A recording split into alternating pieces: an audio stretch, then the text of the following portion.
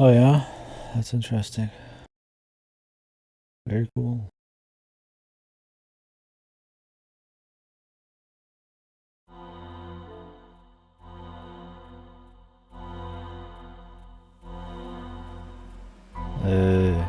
What a river. He's back. Yeah. My stomach just exploded. How many times do I have to press start? I hate that this shit flashes my fucking email, dude. It's the worst thing. I mean, I have a bunch of emails. Some for the stream, some for other stuff. I just hate that. I don't like having anything without my desire being shown.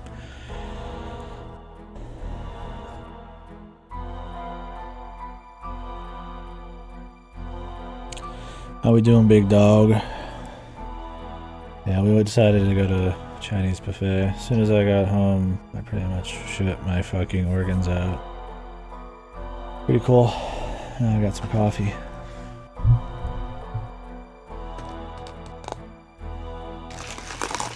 Procrastinating? Attaboy.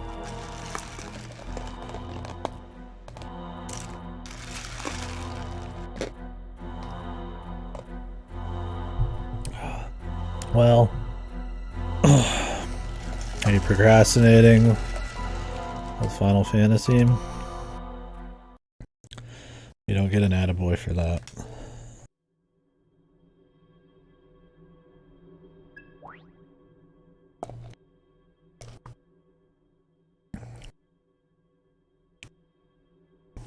Oh, okay. Well, you could stay through it. You could stay up through it, but I don't know how long your day is going to be. Whew.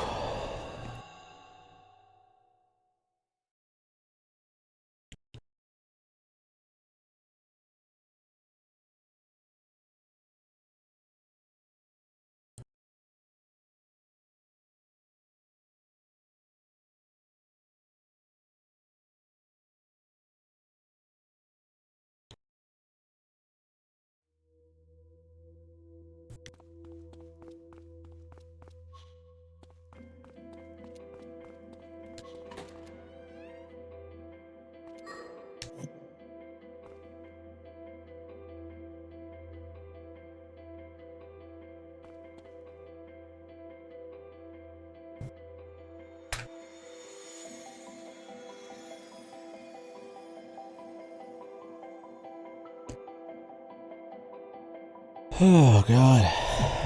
Oh. It's dangerous. Get ready. Huh? In a bit better of a mood. The pure boredom of this game was stunting my ability to even think earlier.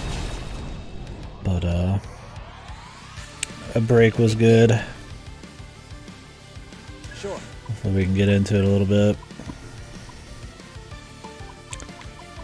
At least try to enjoy it for its basic SMT flair.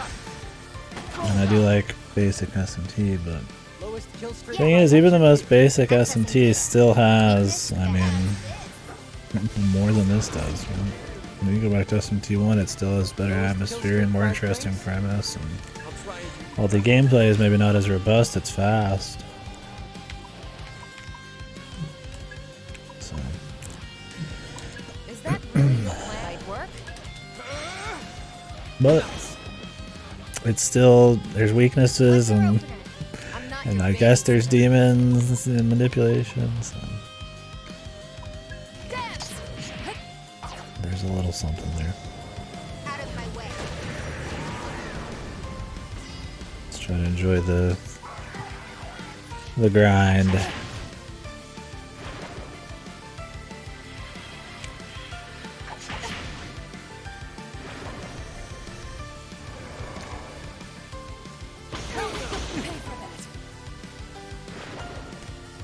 Everybody's all in on her, man. Okay, time for some punishment.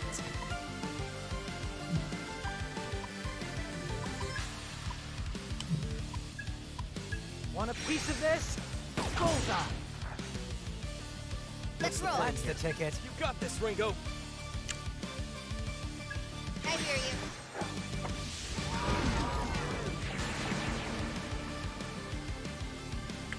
Let's go. It's probably fine. Eat this!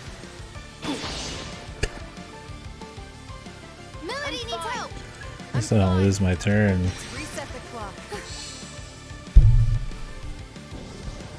Too late for regrets now.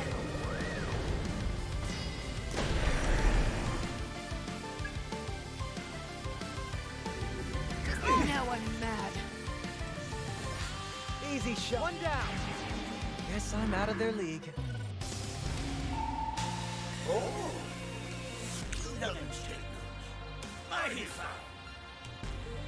Electric augment 3, nice. Alright, we can get rid of him now. Put in Jack. Old Jack. Time to let loose, Jack.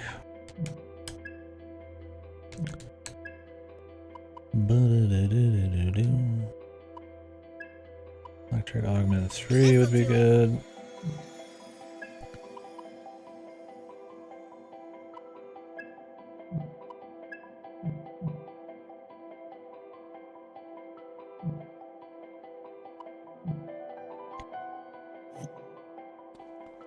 Enemy! Get ready!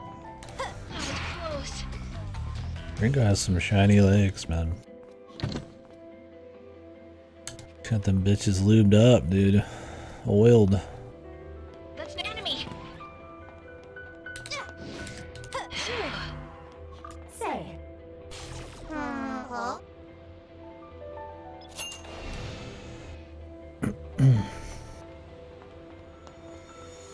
Enemy! Incoming! Now I can relax. Yeah.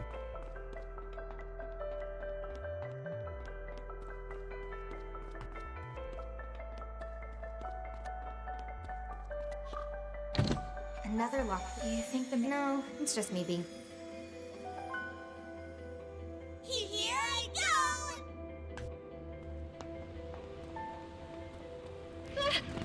Careful. Get ready. Uh-oh. The big cock. Watch out for the new enemy. Should I roll the dice? Sure, Saizo? Big target. I think Feng Wong is usually like a lightning. Let's roll.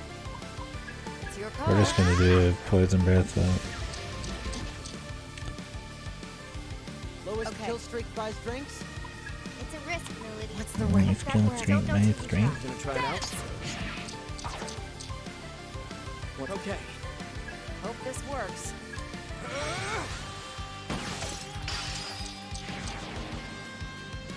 Man.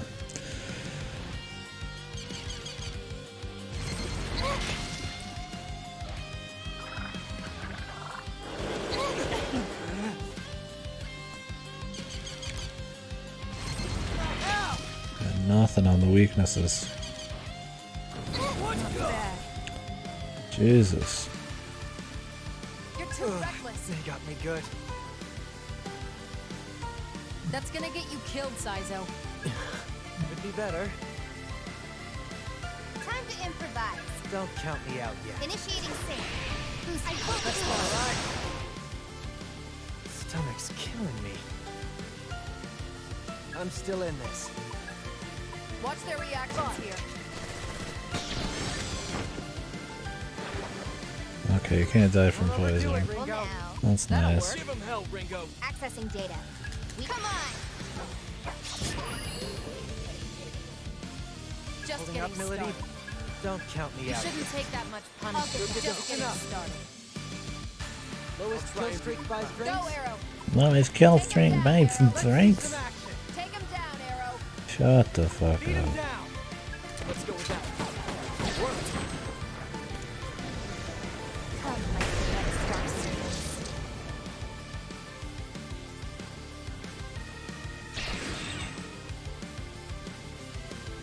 What's the plan here? All right. It's your call. Okay. About what I Thunder. figured. I was like, we could just kill him, but it's like, weak. I'd like to try to find his weakness for the next fight. Life Drain, Almighty.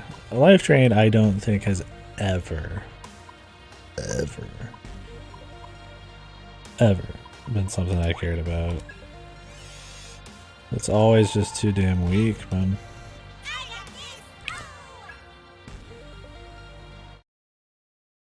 Enemy! Get ready!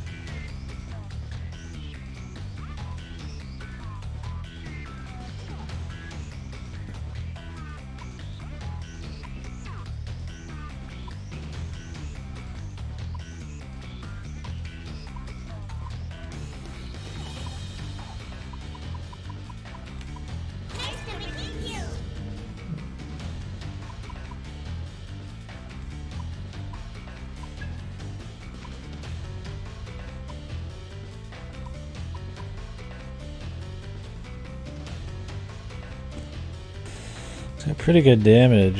He just doesn't have much coverage.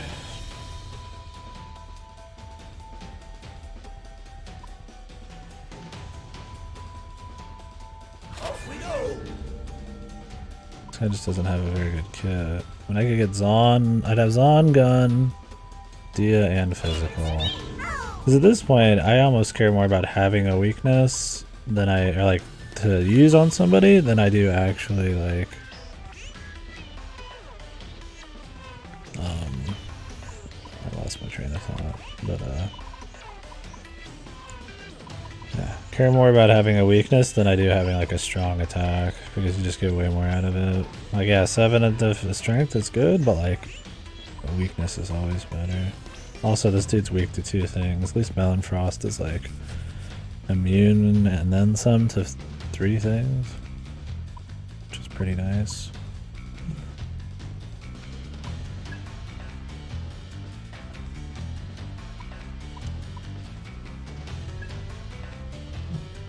Well, I can hardly refuse.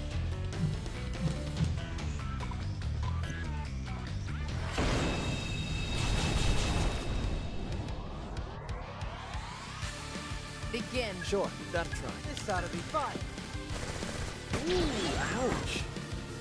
Let me Looks see. promising. Take him down, Aaron. Let him Got have it, Aaron. No, but yeah, That'll good work. plan. That's your right there, Ringo. Ringo, Works for me. take them out. That's so. Keep it. I'm not your babysitter.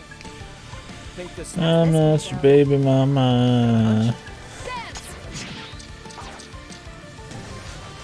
Oh, my blood-starved servants.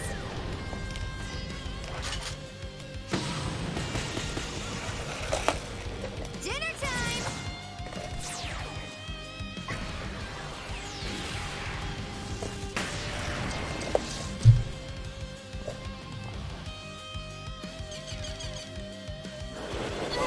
Bad.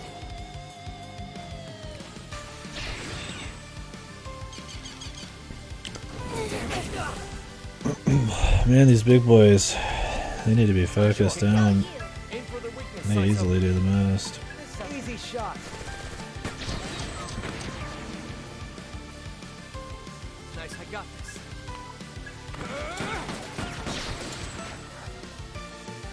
Let's roll. Looks like it'll This attitude. take him down, Fun. boss.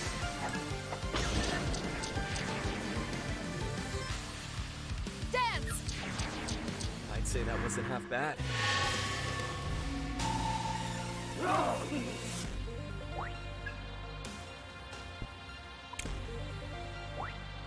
Good, right? Ruin augment. Nice. Any thoughts?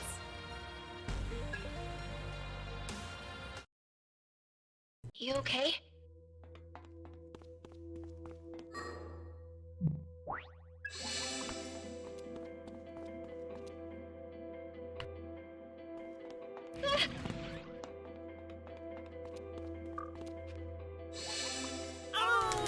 Nice.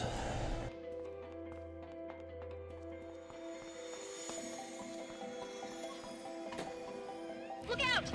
Careful. Now we can relax. Safety harness.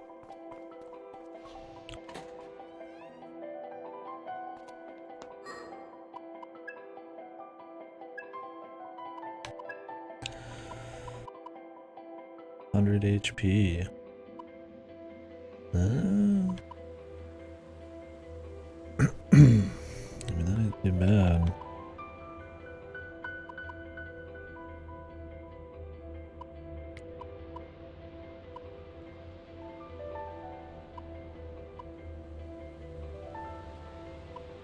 The defense is bad though. 100 HP is pretty good.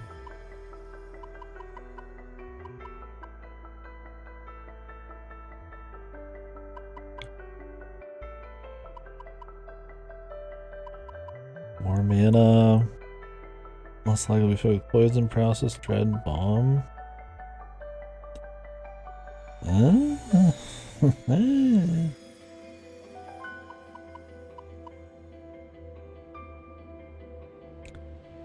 Like mana's not a huge deal. Like the fights can be super long slogs, but it's not like I'm ever just like, oh, I'm totally out of mana. The dungeon crawling, you always have like checkpoints everywhere so far. Chance of getting one shot though, it's pretty high, and that's where HP comes in. 25 MP is like a couple heals. Poison, paralysis, dread bomb. I mean, yeah, that's pretty nice. But Nice work.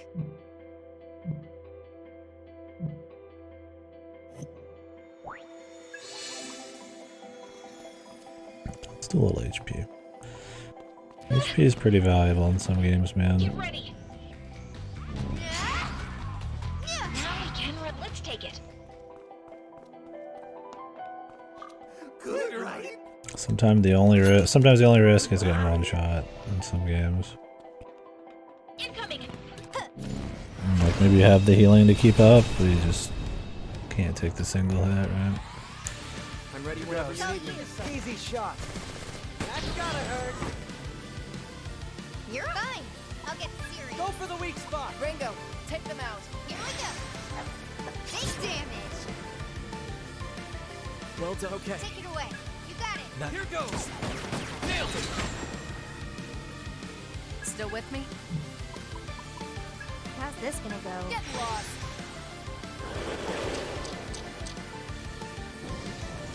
Out of my way. Almost fell asleep. There you go. Look.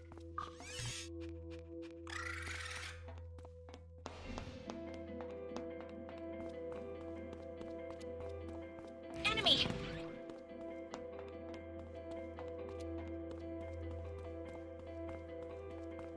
There's one. Miss up.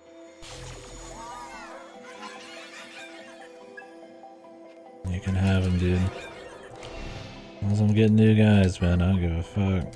Kind of whatever. Medicine, not a big deal. Just life stones.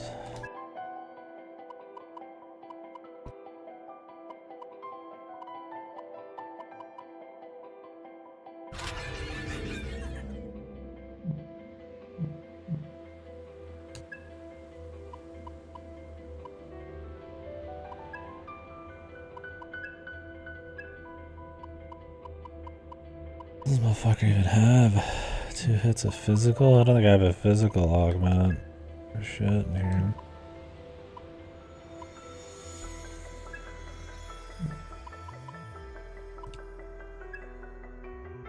None of this really matters.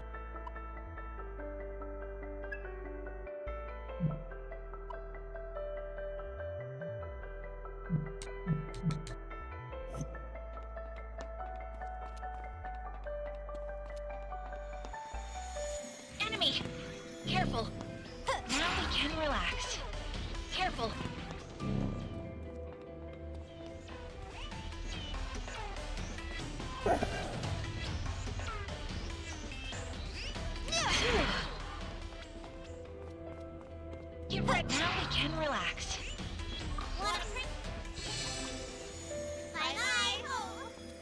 HP, that's it. Come on, you can do better than that, man. Look out! Incoming!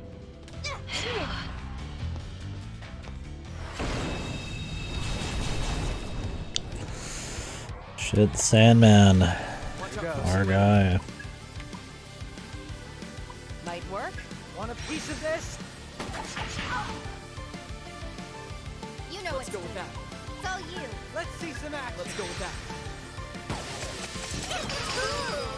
Oh, it just counts as one stack? Okay, I didn't know if it, like every person you hit it counted as one. That'd be like super OP. But it'd be awesome. I could go for some OP. Whoever brings them down gets drinks on me. Dance! Whatever it takes. That was a waste of mana. Out of my way. They would have died without it. But I wanted to see if we could hit the Sandman Almost with fell asleep. a little something. Major threat! Incoming!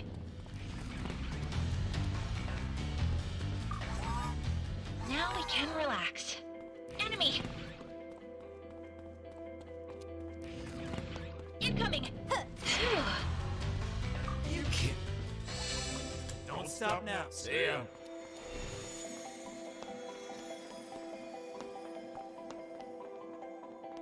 Look out! Incoming!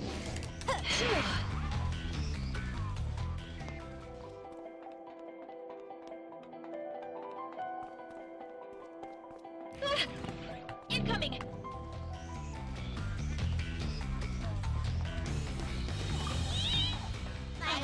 Since these dudes just respawn, I feel like mapping the entire dungeon is kind of like less fruitful. Close. I mean, I could use it as a goalpost, I suppose, for how much fights I should get into and how much loot I should carry out. Like if I've mapped the entire thing, I'm probably okay. Thing is, they just respawn, right? Like I could probably walk back a few feet and find another chest. Like right here. So it's kind of hollow. There's not really any unique, legit loot you're finishing off. Kind of sucks. Relax. It's technically just as much as you want to Brace grind. yourselves. Incoming! Hopefully a single run through is enough to like get a lot.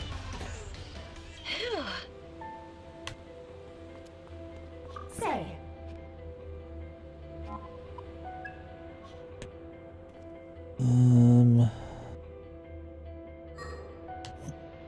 Let me go heal. Just in case. Ringo's a little low.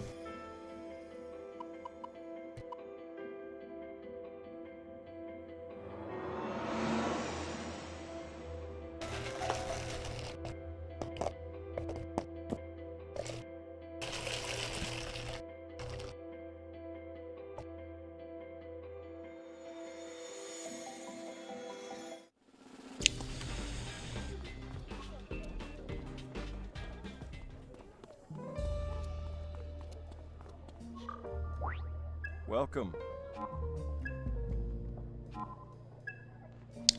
Let's get these out of the way, man.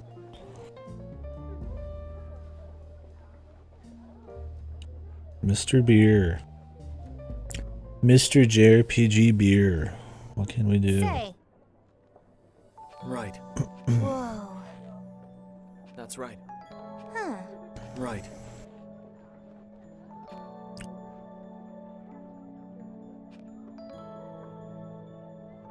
Didn't expect that. No. Hmm? Did you know? I'm curious. Well.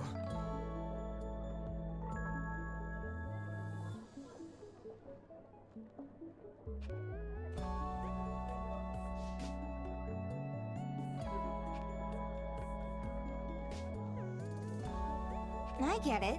That's right.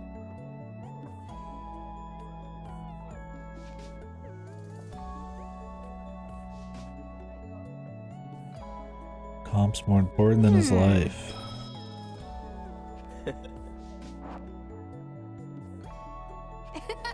Seriously? Welcome. Well, we get it. Tara's a badass comp technician. Is that what we call it?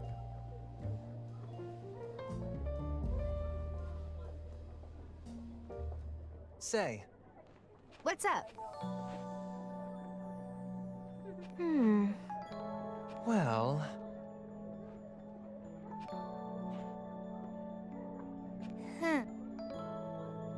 I'm pretty picky when it comes to beans. Yeah, awesome, dude. I'm pretty picky when it comes to beans.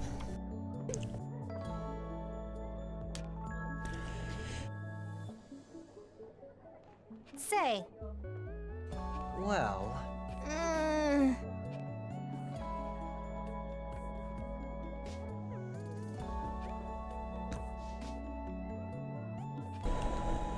old-fashioned is a compliment.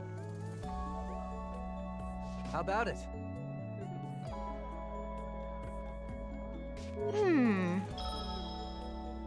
Yep. My man defending being a fucking, like, a hipster? An audiophile? What is it? Defending the record player. I mean, not wrong with the record player. There's definitely a certain charm to it. By the way.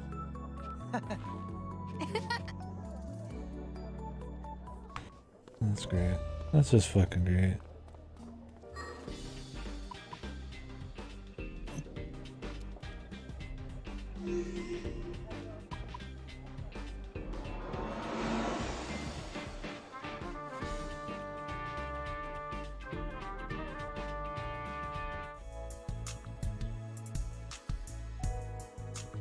Have some of this later. Thanks, Arrow. Is he gone now, too? Oh, no, she's gone.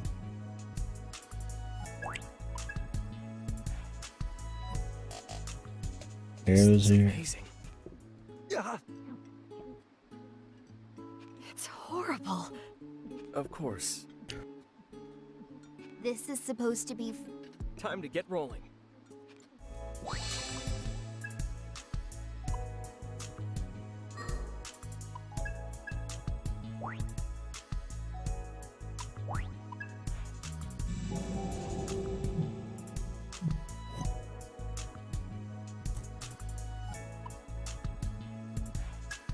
Ringo's butt cheeks.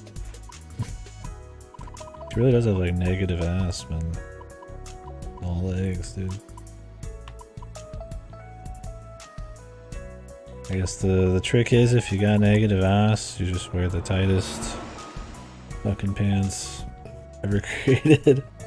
And it just doesn't matter, man. It's that easy. And have legs twice as long as the normal humans. That'll do it. A great power may grace our stage. He wants a Kopa Tengu. Today, a new demon may join our cast. Take Minakata. What use could this demon be? What Let's do skills it. shall they inherit? Costs a little money, but fuck it.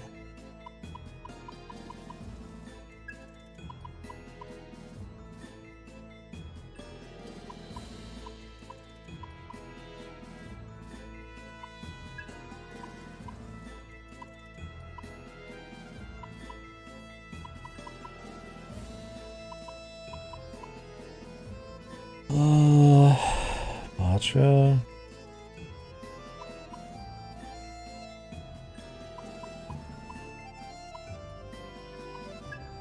Now, behold the birth of diabolic. Okay. I got him.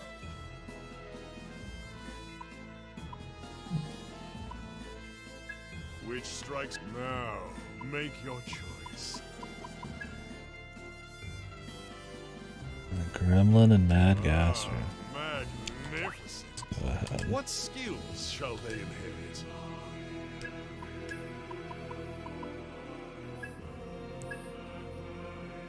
Are you prepared for this? He's weak to ruin. Do I want to cover that weakness? Or do I even care, man? It's weak to physical, and that's actually pretty rough.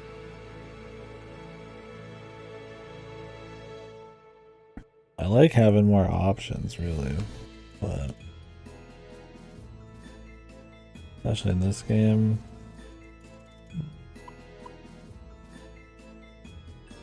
My chat just reconnected.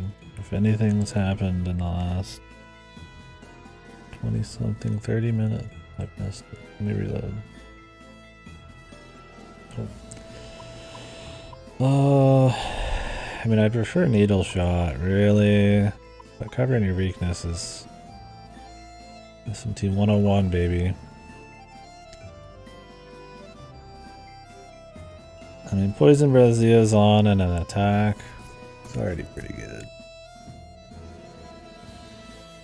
I just wish we had more skills.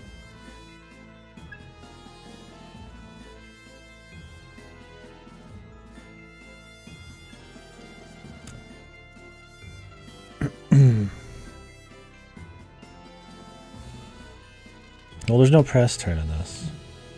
But being weak to something only adds a little bit of damage. It's actually not as big a deal as it used to be. Like, yeah, it sucks, but it's like 40 to like 50 something damage, right? Like, it's like probably another 10-20%, which sucks, but you're not gonna get comboed into the fucking the end of time or anything. Now then, show.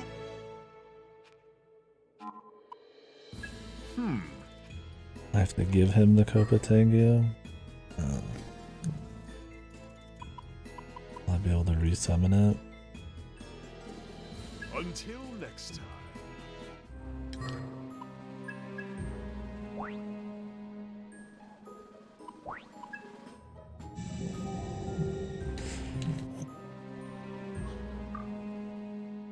A great power may grace our stage. Now then.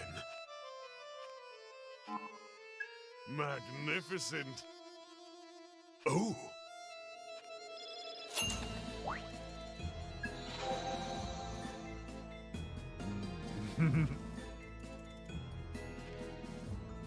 Farewell. Witness the vestiges of life. Oh, he's like 50k, dude.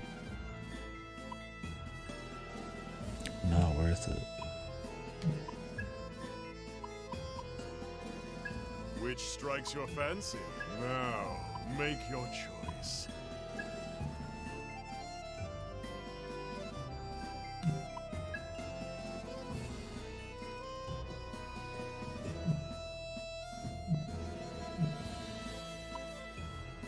Until next time.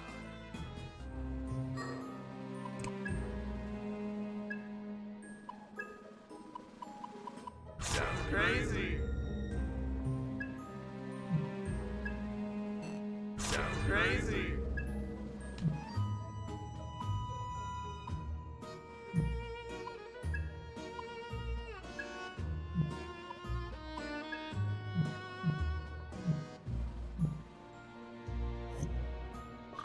Okay. A great power may grace our stage. Now, make your choice.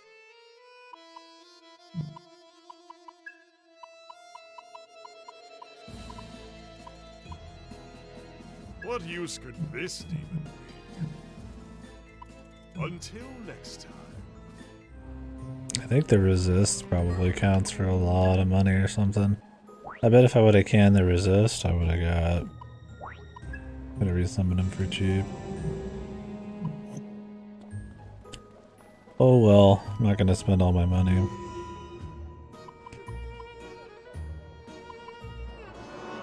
I'm just not, baby.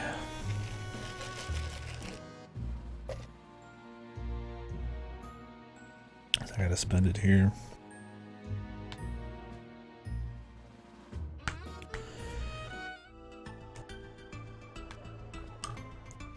How's your comp today? Oh, I got some stuff now. Will this be all? Thanks.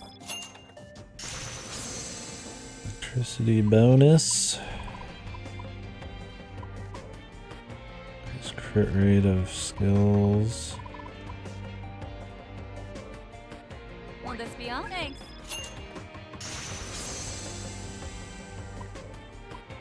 Will this be all? Thanks.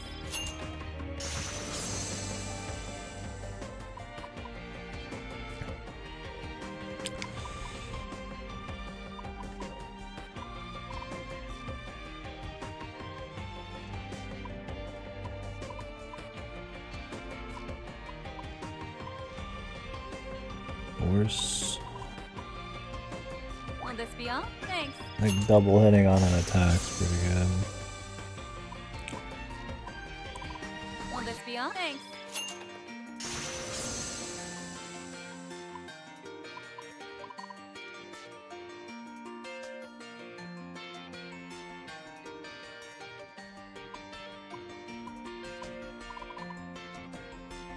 Will this be all? Thanks.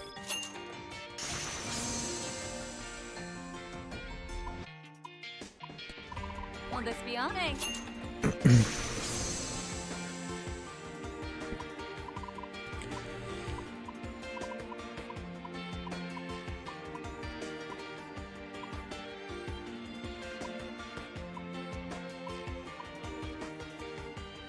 Snake Bristle.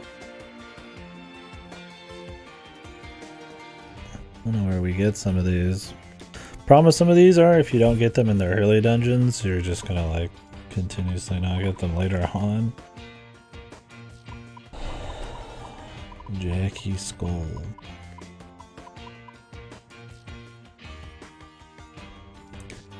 Like Yoma sandals. If I don't get the Yoma thing, then I mean I'll never get stuff later, right? You have to keep going up the list. I mean, they do seem to give you like bonus, like side ones, but I think you just totally ignore one.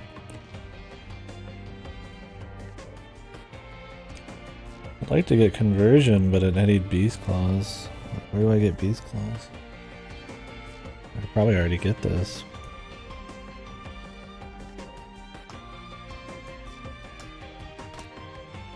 How much they would tell you in game?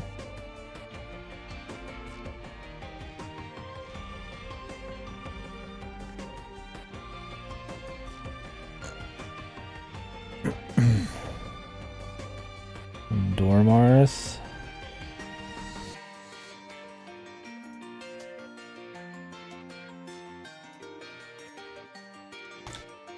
Yeah, who's like a really early demon, so I have to go back and do that.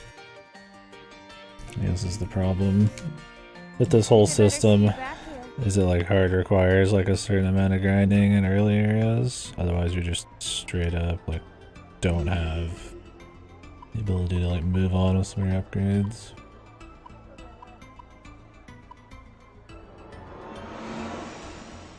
Dormars. I think that would actually be in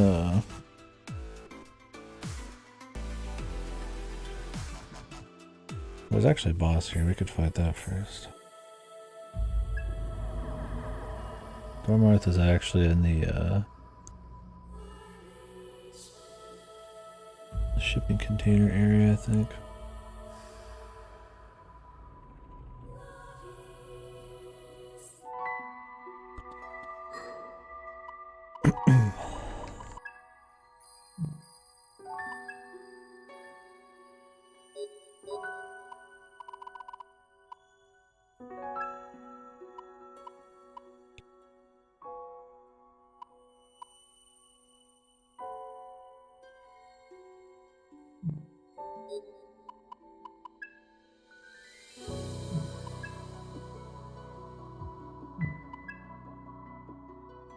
Target McCoy.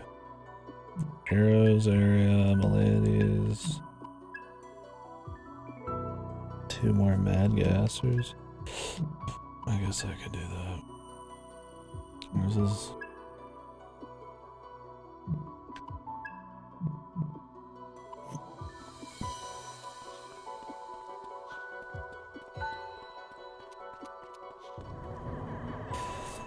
Let's fight Nazuchi.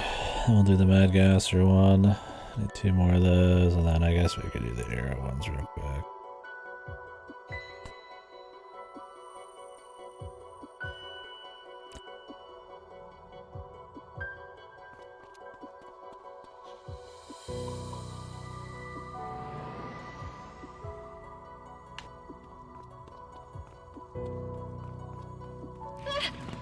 Careful, this is close.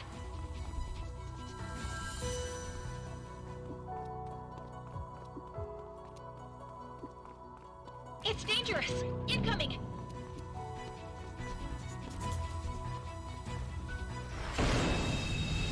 Okay.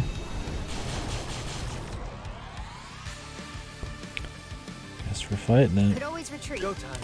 Only The one hair side. of Inaba. Let's change this up. I hope That's all right. Shall we? Gonna go with that size though? Nice. Whoever brings Here I them come. down gets drinks on me. Get Try it out. lost.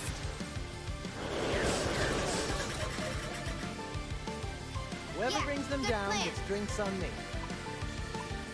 We're lacking in. Nice. What's our opener? This power. I hate conflicts.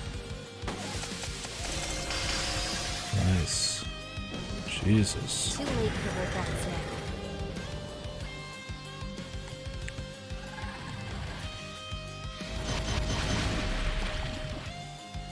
Gotta wait for 5 of these motherfuckers, man.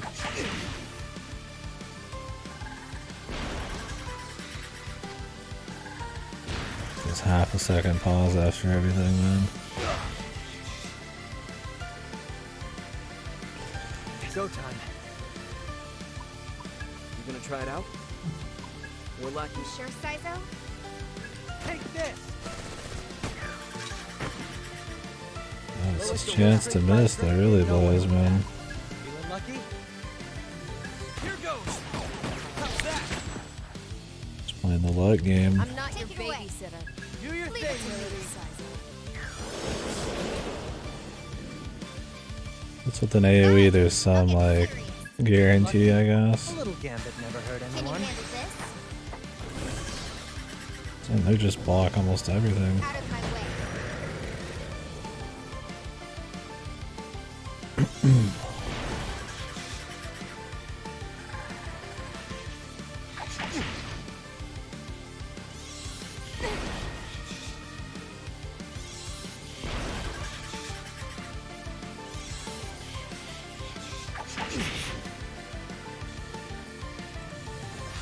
You still okay over there, Sizo?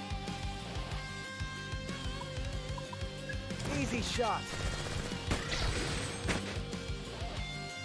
Stay alert, Ringo. Yeah. Yeah, of course, the only person who can actually hit their weaknesses still. I hate conflict. I hate conflict. Can you handle this? It's the person I need to heal right now with. Still in the fight, Is there Arrow? nothing we can do? Here goes. Great. Tired out, Let's though? go. See that terror in their eyes? How about this? Either go for a kill on a few of these guys, or I go for a heal. The heal's probably the safer pick. Good to go.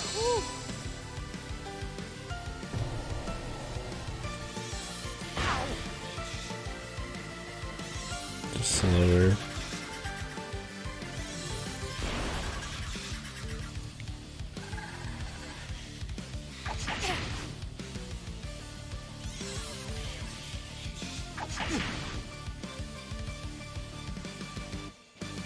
Can you still fight, Sizo? Man. Fire. Good, You're Ringo? for it now.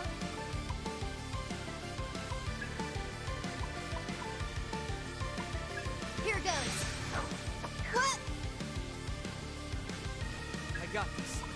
Loving this like micro chance to actually succeed. Let's go. That one. You're dust on the wind.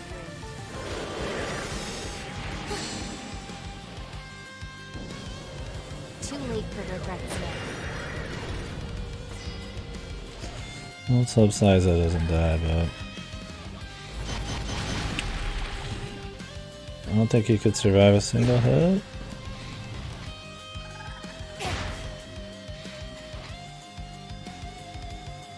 Sizer, pull yourself together. Fine. One down. It's not. I got this. Eat this. Tired out See getting that started. terror in their eye? Don't I count didn't me know out. you were such a pushover. Time to kick it off.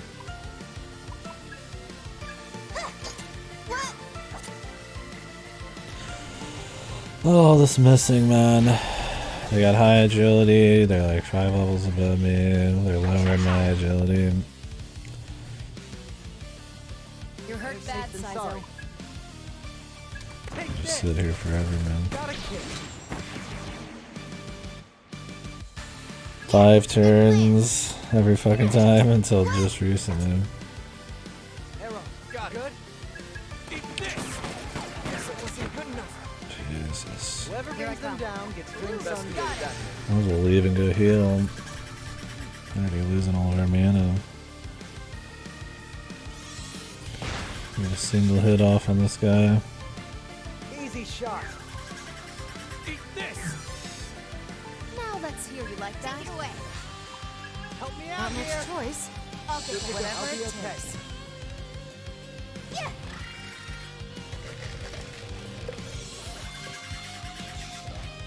Easy shot. Boom. Eat this. What? Yeah, I missed. It's over. Glad we won. I thought it was worth it. Maybe. Excuse me.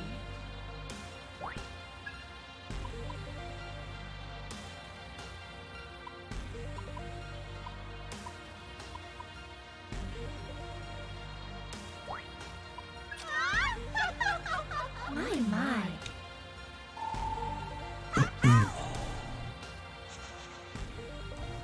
Tandem skills. Oh. That's cute. So during the stack, it'll trigger a Sabbath when the Sabbath goes off. Skill trigger when the Sabbath goes off. And you can do that skill when you press a button, but what if you skip it? Can you just not get it then? Do you have to watch the cutscene every time? Here you go. It's interesting, it's more of like an active thing, right? Like you have to just react and press a button, you get like a bonus.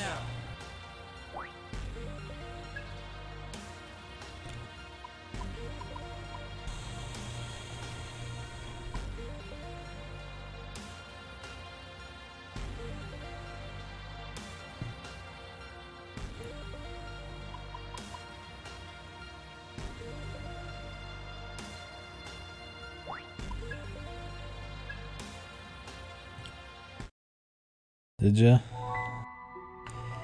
Poor bastard, man.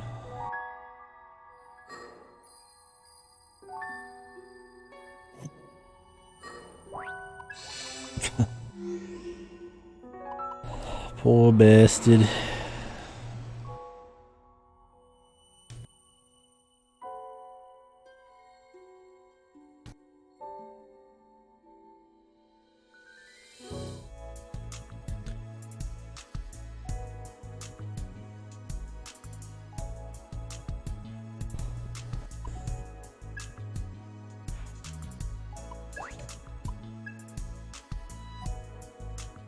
Let's hurry up and dig.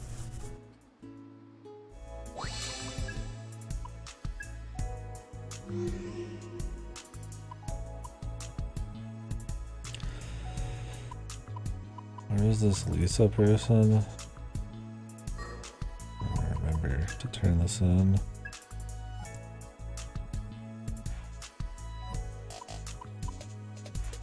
Bonsai. Oh, that lady. I gotcha. Shonky lady.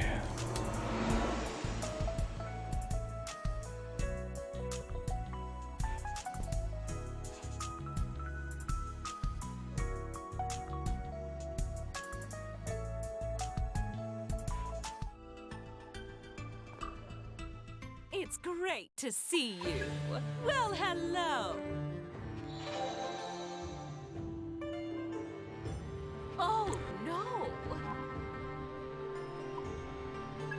You weren't a get it handled.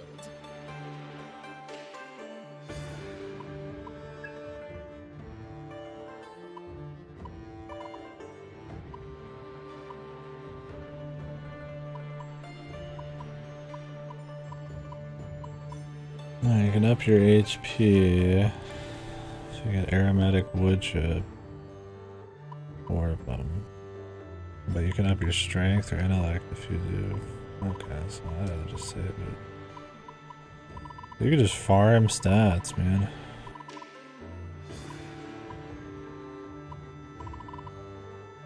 Interesting.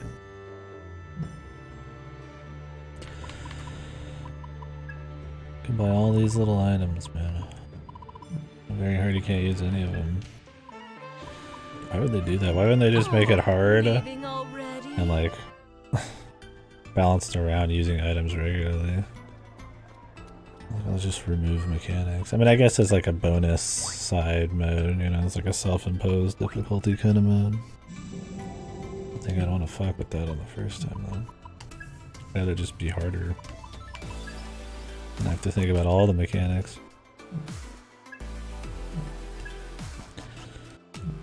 Sounds more like an extra modifier than a whole new difficulty.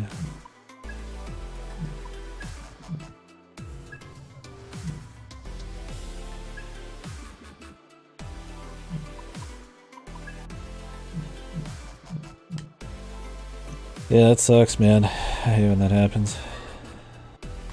Really though.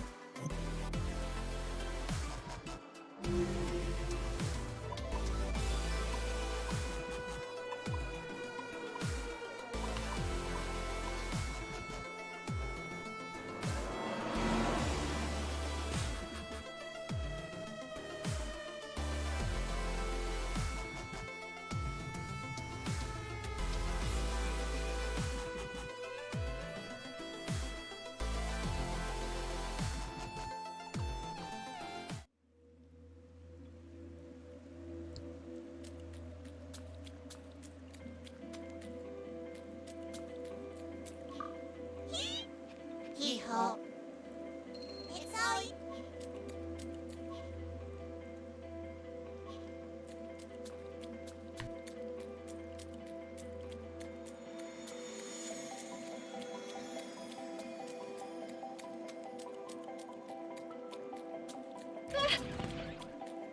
Incoming.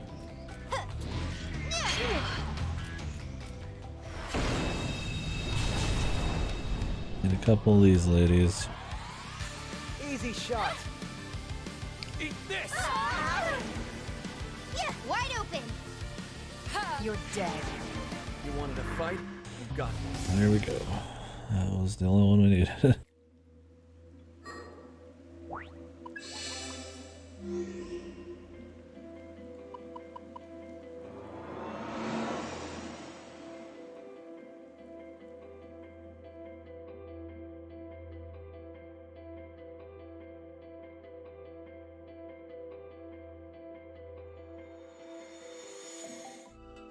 Be cool if the command skills were all like separate. Welcome. You can just kind of weave those in whenever. Instead of like them all being shared or something. Thanks.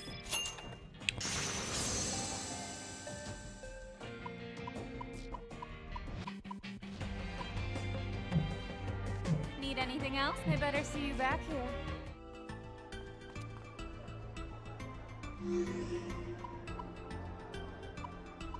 Alright, let's get some more side shit done.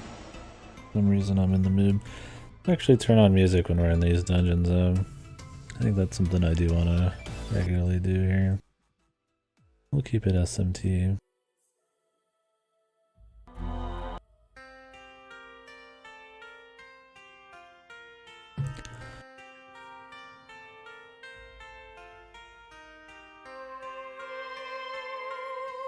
Actually,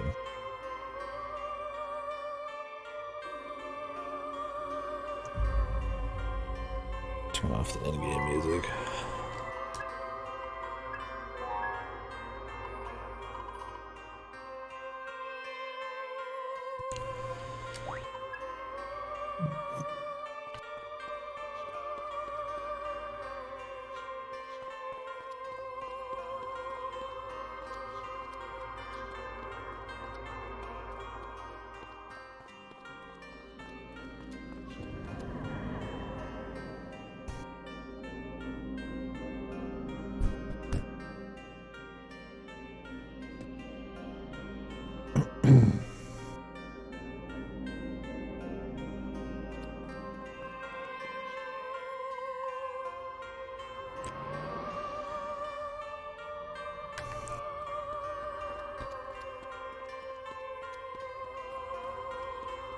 There it is. I was in the wrong area before.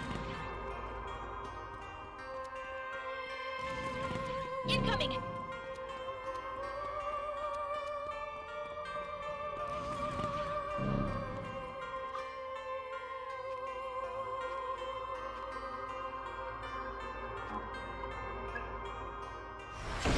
Besides, I barely got shit anyways. I'm not your babysitter. You gonna try it out? You're dust on the wind. What are you Try and do thinking? you proud. You think that'll work? Careful. Here goes. You don't know how this will go.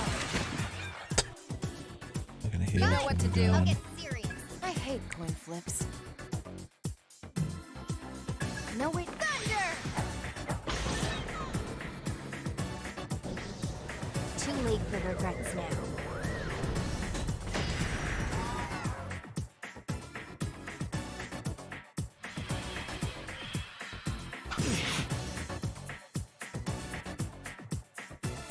Okay. Hope this works. Freeze you where you stand. I think he's weak to like every element. That'll work. Ringo, check them out.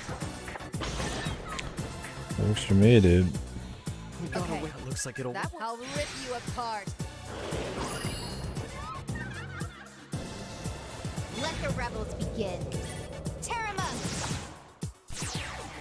Oh, okay. You can skip and it'll still pop it on there. That's good. Whatever it takes.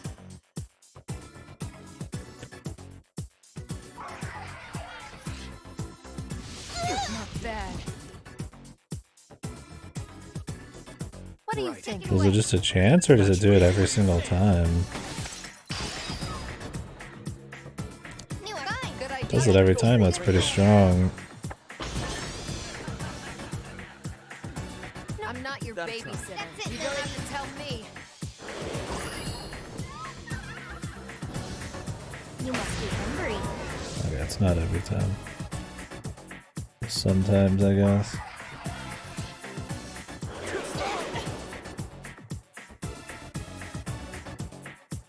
We You got don't away, have to and that tell should do me. the trick. That works. Yeah, I mean, I guess the difference between being weak and resistance is pretty big. I mean, that was 70 damage there. What do you Right. think? That'll work. Go, Arrow. On it, Lily.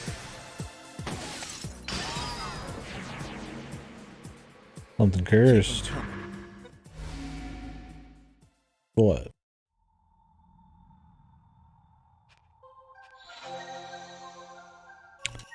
Are you hurt? One sec here. Whose luck do I want to up? So do you want to just keep building luck on some people? Or raise luck on people who don't have any?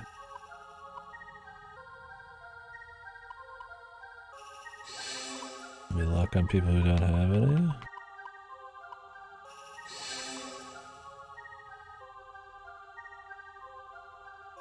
Jesus, dude. God damn. Looks horrible. Is that like a legitimate attempt, or is that just like somebody's trolling? Is it? Yeah, fuck that.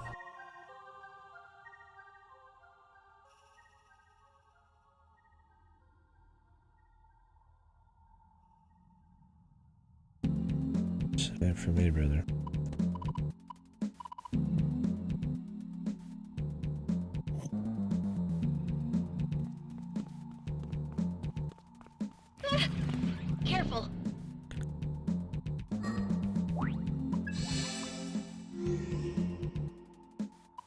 Yeah, pretty much. Disgusting.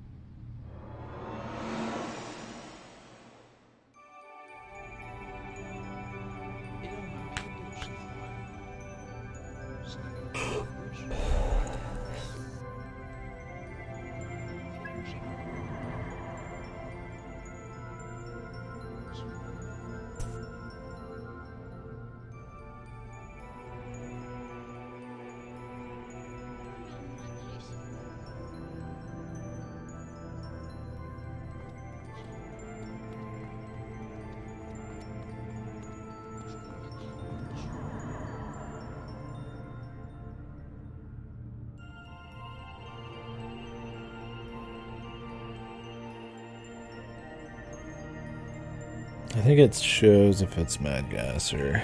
I wish it showed who they were when they're just walking around, but that'd be more interesting than just like more fucking like shadows, like Persona shadows or something. But at least it shows above their head if they're the right thing for the quest.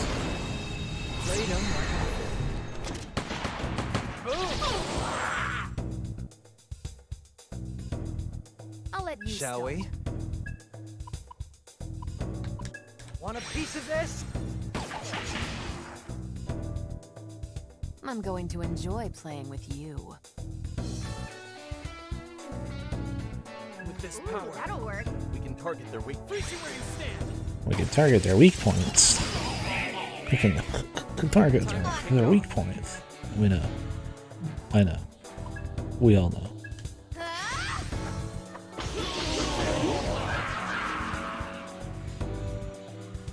You don't have to tell me.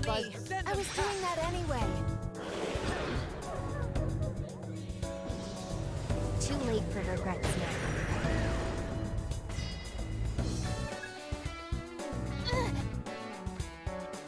Fire. Got him. Here goes. That was a joke.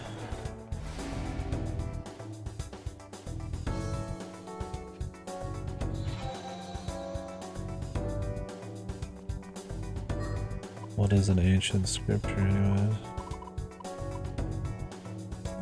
The demon gains 30% of the XP it needs to level up. I'll save that for when I want to like ditch a demon.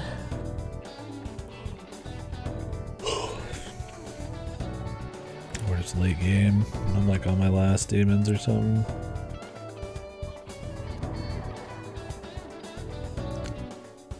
Like if I want to ditch a demon and just get a skill real quick. I mean, it's only 30%, so it's not huge.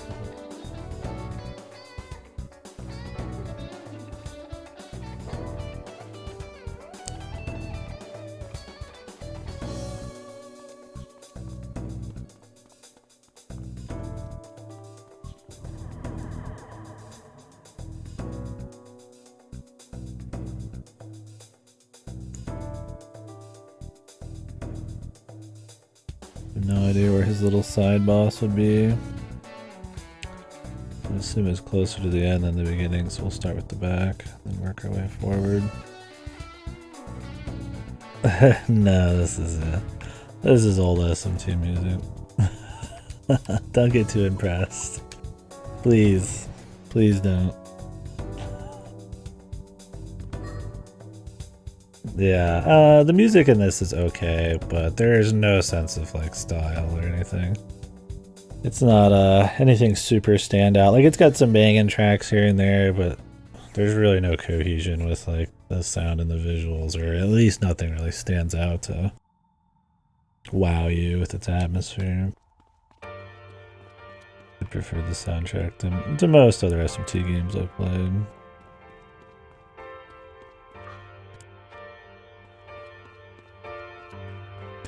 I just turn on music from SMT when I'm doing side content in this because every dungeon looks exactly the same and it's pretty boring. Enemy. Get ready. Yeah. Yeah, this one's been, I mean, taking a break today was good. I'm in a better mood about the game, but I still think it, I mean, okay, when I say I'm in a better mood, I don't think it's any better than I did earlier. I'm just not as fed up with it. I'm in the coping phase. Yeah. I mean, it's alright, man. It's just kind of a very middling or mediocre game so far. Sure. And like we've always said, Got it. sometimes mediocre is the worst thing. It's just boredom. Nice with this power.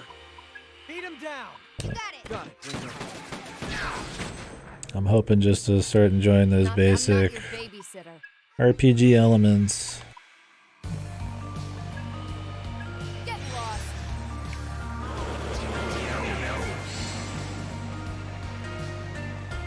We're all right.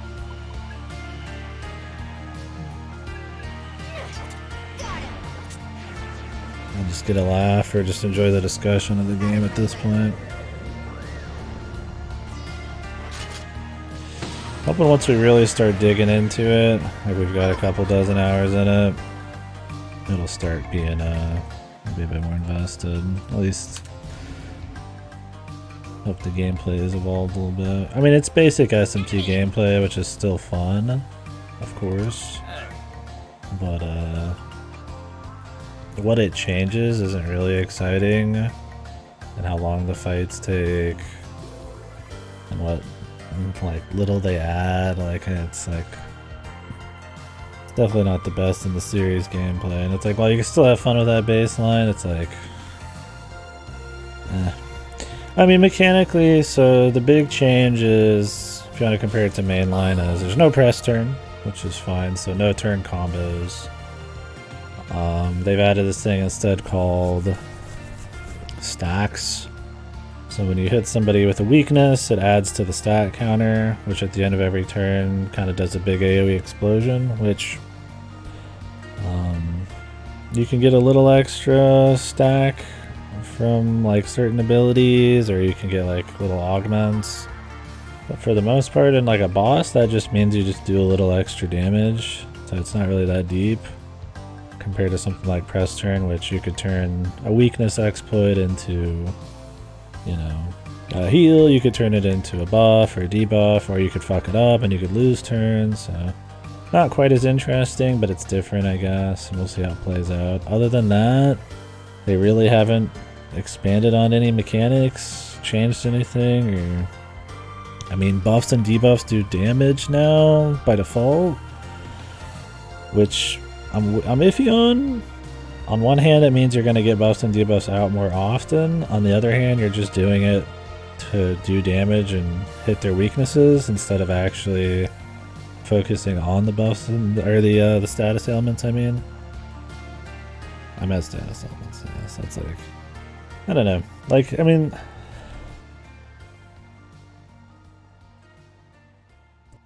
it feels like basic SMT combat where they just kind of changed some shit just for the sake of it and didn't really think about actually like if the new thing they added was really like an improvement or like good in its own right. It's okay, but I don't know. I think the biggest thing is the speed of the battles is just really slow. You're not just like busting them down and moving on to the next battle, and if you're not hitting weaknesses, it's just like a slow roll. And yeah, sorry, when I said buffs and debuffs, I meant status ailments. Buffs and debuffs in SMT is usually fine. In this, because you don't have press turns, I feel like buffs and debuffs, while they're still useful, require a lot more turns from you. And I haven't felt like they've actually done a whole lot, but I mean, they're still fine. And you can buff and debuff with some skills. They just attach buffs and debuffs to like damage skills. But yeah, exactly. It's more for bosses, buffs and debuffs are. But no, I meant status ailments like poison and sleep and stuff like that. Which can be good in some SMT games, but in this they actually turn it into an element type. So, I mean, I don't know. On one hand I like it because it lets you do them more without worrying about like, you know, because it's like poison in a different game. It's like I would never do it because it just sucks. But in this it's like, hey, I still get damage, and then he gets poison and he gets more damage, and I get a weakness stack, so I think it's neat. I don't think it solves the issue of status ailments that the player controls. Right? Status ailments that enemies control are always something you have to think about, but usually on the player side it's iffy, but I'll take it. For me, the big thing is just the stack system though. And I don't know, man. It's okay, but it's not really like that fun. It's just okay. Other than that, the speed of the battles is pretty slow at times. Because of the amount of health they have. How most demons are like, only have like a single weakness. And weakness spamming is like everything. Easy shot.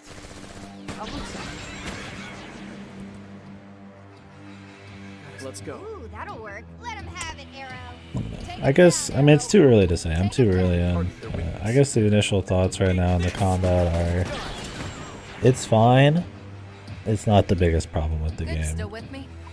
Either it's going to be like, I don't think it's revolutionary. I don't think it's like really unique and different and cool for SMT.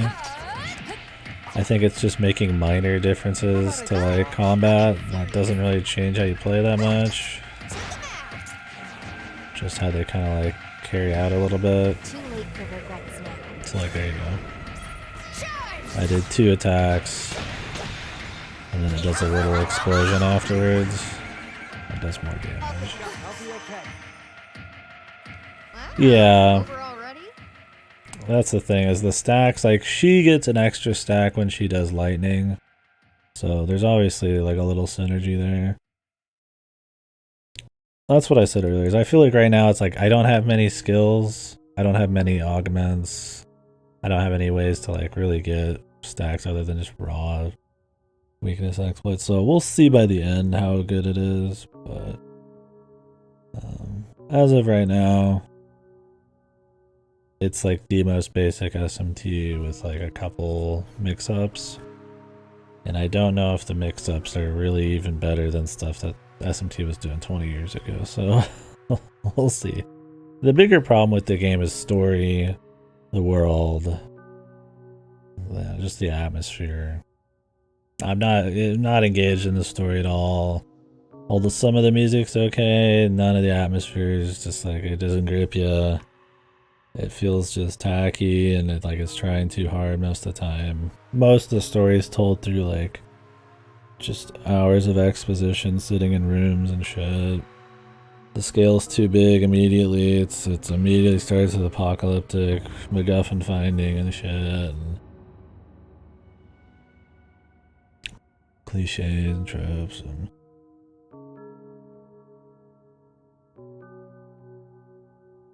talking about ages of poorly AV8 exposition in cyberspace voids. Yeah, pretty much. Yeah, and that's another thing, is the level design's pretty bad. And while I can enjoy that kind of like basic level design and something that's got a more interesting kind of like battle system, or more like, or some, that's got something else, like an SMT1 or something. It's like I can't give them props for the battle or the dungeons, but it's also a 30-year-old game. But then that also has better atmosphere and story and shit, and the battles are much quicker. So it's like on the other hand, it's like I can give them. Well, this is an SMT game. SMT, Shin Megami Tensei Soul Hackers, man. But yeah, so I'm going to compare them to the other ones. Yeah, I don't know, it's just,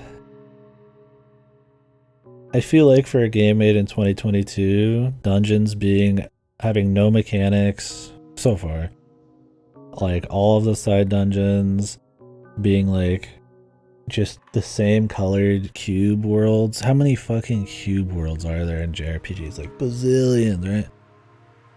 With like no unique bosses really. Like no fun like map mechanics with like, I mean the chests aren't even like unique. The fucking, you just send your demons out and they become chests essentially. But they respawn, so it's like there's not even like fun side shit to find. It's like, it's okay, and if I was playing something really old, I wouldn't mind in a way, because it is older, and some of those still have something like interesting to take away.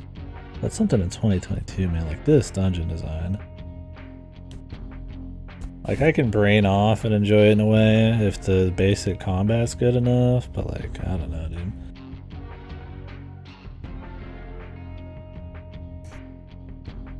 These things have gotten so aesthetically removed from what they were that I don't even see it anymore. Yeah.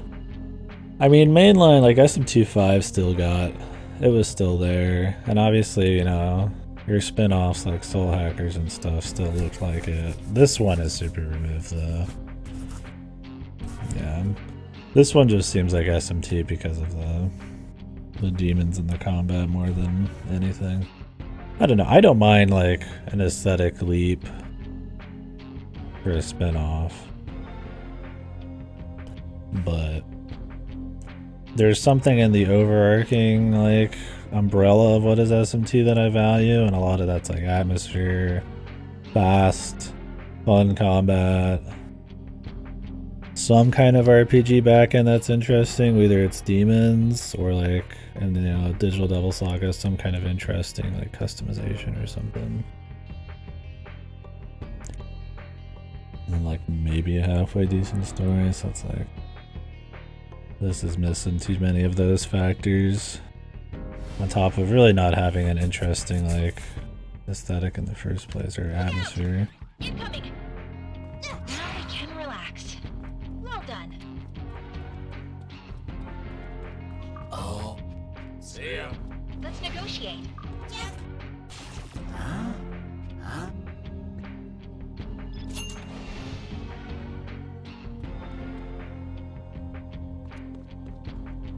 It's like in something like an Etrinosier's Strange Journey, it's like, it's just, you know, Now we can relax. running through an area and mapping it out, but like those have like actual mechanics or you know, intersect like little, splice in like little boss fights or story bits.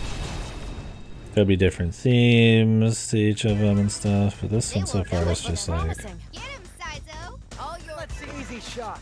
pure mindless. I mean, the original Soul Hackers, it just keeps the dungeons like Take him down. feeling like they're more in-world with like little themes and gimmicks, and then it keeps the length of them short so you could keep having like story intertwined, and then there's bosses still. There it is. We've only done two, one and some change, main story dungeons, and they're just like, man, for 2022 it's like you just expect a little more, man, at this point.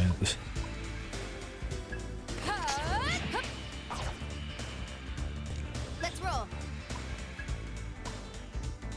I don't know. We'll see in the long run. At this point, it's like super mediocre. Out of my way. I could fight like that And all maybe day. my mind will be changed. My least favorite SMT game, and I still thought it was like okay, was like Tokyo Mirage Sessions.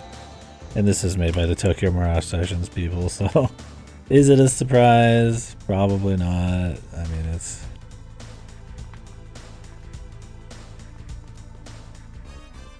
Look out!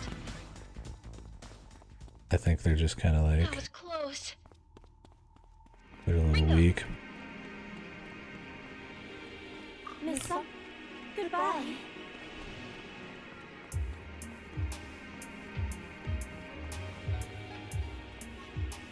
Oh.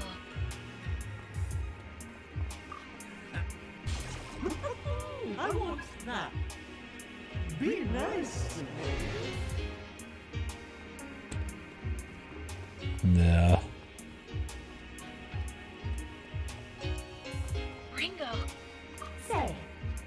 Goodbye. It's one of those things like if something just gave, it'd be fine, right? Like if the gameplay was like, they didn't really do anything unique, but it's serviceable, and by the end it kind of turns into something halfway decent, you know, that'd be fine if the story was good, or, you know, if the story was really bad and the atmosphere was really bad, but hey, at least the dungeon design's really fun and the gameplay's tits up, that'd be fine, but like, it's sadly one of those things where like nothing's really running at like full tilt. So you start getting a little bit more hard on like every little ounce of it. Get ready.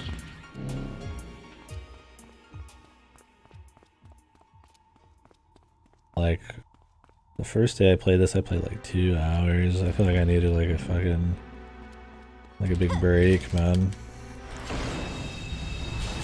I'm taking like breaks on over the last couple days. It's kind of just like one of those. It's like it's gonna be a slow crawl Looks like it'll work. Aim for their weakness, Saizo. Show them a good until I can really like get super invested in it. Nice moves. Eat this.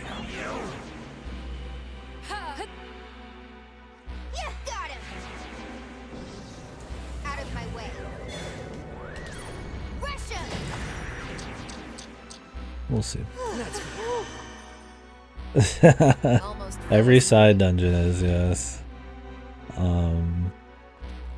The main dungeons aren't, but the actual like movement through them is no different. Careful. Close. Look out. Get ready. So far. So accurate, yeah. So yeah, this all the side dungeons have been like this, but we're in the second main dungeon and it's just like a subway, but I mean it's pretty much the same shit. Begin. But you're in a subway. Okay. It has a couple one-way doors you can completely ignore because of the way you go through it. Take this. Bullseye. Now, time for some punishment. Yeah, Kira. Let him have it, Arrow. Here goes. A lot of the time, yeah. Safe, kind of going through the...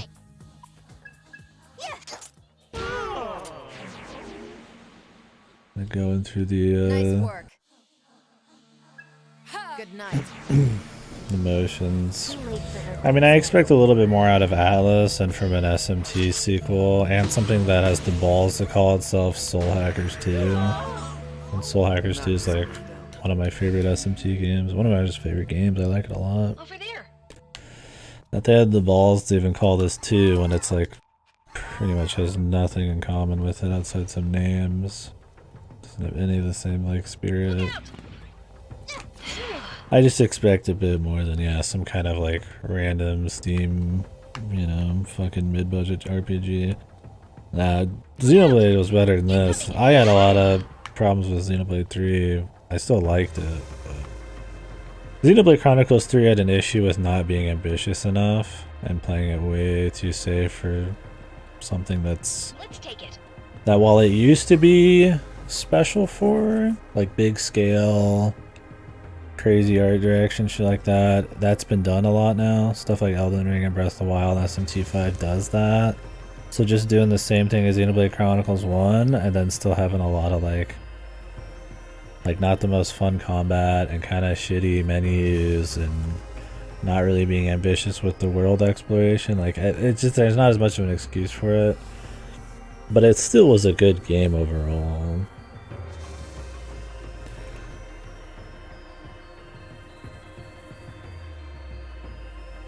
This one is like, you could feel the budget. You can feel like that they didn't have like a huge vision for it, it feels like.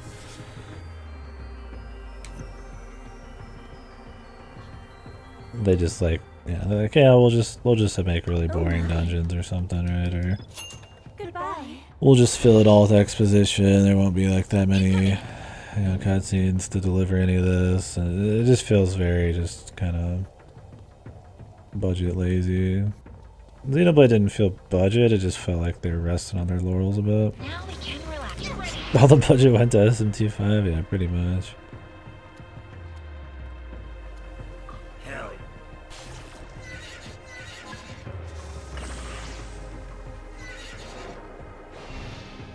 Why would they take my MP? They changed demon negotiations too. Get ready. Now instead of actually having demons in fights you talk to, you just randomly find demons running around. It feels much lamer. Incoming. I felt like a cool kind of like part of the combat almost. Look.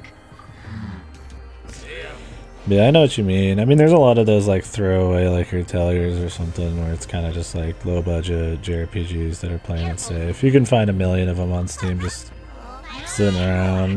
Look out. Careful. You get elements of that in this, but I think there's a certain, I don't know if you'd call it Incoming. pedigree expectation, I feel like, from like an Atlas or something that has SMT on it a bit.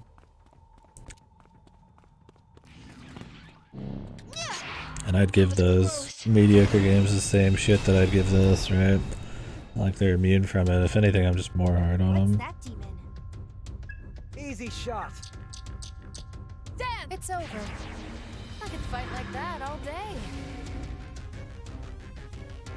Yeah.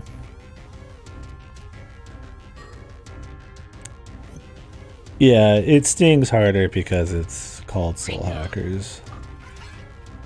If they just called this like Devil Summoner Ringo's game or something, Close. it'd be a mediocre like SMT game, but at least you wouldn't even have to think about it as like a Soul Hackers thing. Ringo. Say, Now goodbye. we can relax.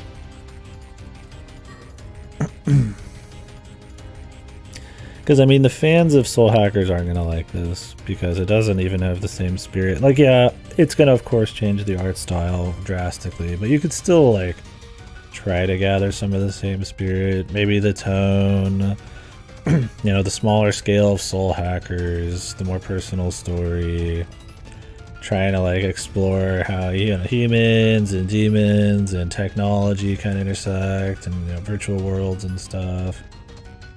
You know, the little vision quest, stuff like that, where you're jumping into these like different people, and you know, big focus on like aesthetics and music and stuff, and you know, tight dungeon design. Like you can have that and totally change the look of the game. Like you can keep some of these core things and still have it be Soul Hackers. But like none of that's really there, so the fans aren't gonna like it. And then people who've not even played Soul Hackers aren't gonna care about this because it says Soul Hackers fucking 2 on it. I don't even know if it says SMT on the fucking title of the game. I mean, a lot of people probably don't even fucking know it's SMT. Brace yourselves. Get ready. Well, it just feels like goofy. I feel like they didn't have the... Either they didn't have the nuts? Got it. I actually don't want to Take you fight this out. one. Some punishment. Sorry we can't stay. I'm out. They either didn't have like the nuts to just call it something totally different, or they were trying to just bank on grabbing a little extra cash from the fans. Get ready. But I mean, this is the same crew that did SMTX Fire Emblem and then turned it into a J-pop idol game. So I mean, I don't think they're too worried about names. Yeah, at times it reminds you of AI, doesn't it? Let's do this right. I don't know. It's kind of trying to do a little bit of a Persona thing too, and I know a lot of people like to joke about that with like SMT Apocalypse and shit, but this one you really feel it. It's got like little social levels. It's got your colorful cast of characters. It's got a little bit more fan service shit going on.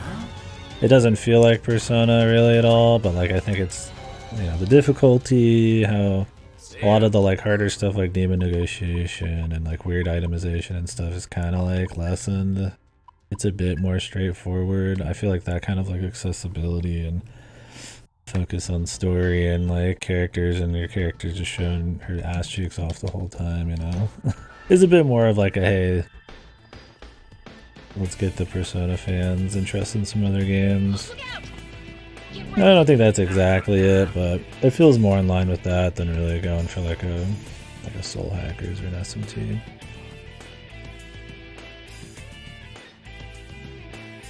Pedigree might be right. Coasting on when the games were bringing something new. Yeah. I don't know.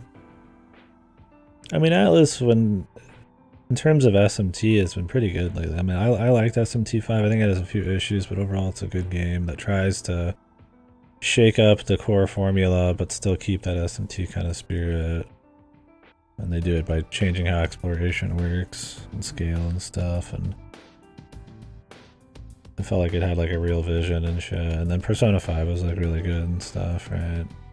This is like a weird misstep. I would love I'd love for them to bring back the days where there's SMT spin-offs all the time, and they kind of just take some of that core SMT assets and stuff, and take like do really cool creative things with it. Like your Digital Devil sagas and Strange Journeys and all that. But this doesn't feel like a step in that kind of direction. I don't know. We'll see. I mean, I'm not saying this is like the worst shit ever, but it's so bland, man. Just the story, the aesthetics. The music's fine, but it's like none of it just is running on all cylinders and feels too much just like a generic JRPG when I expect a lot more from SMT and Atlas, and especially Soul Hackers, man.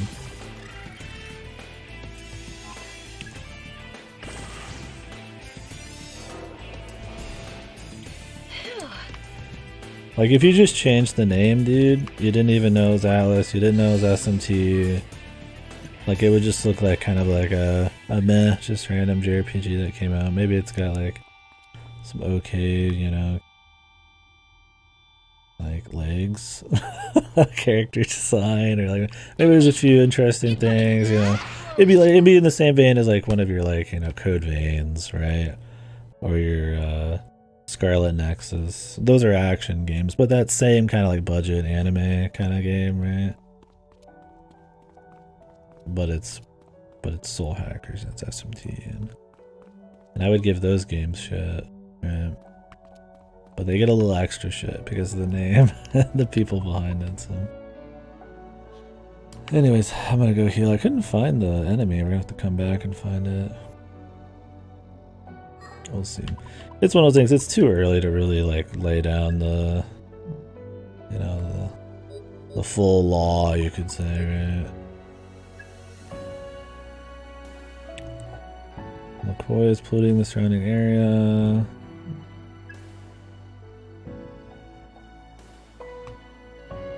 Okay.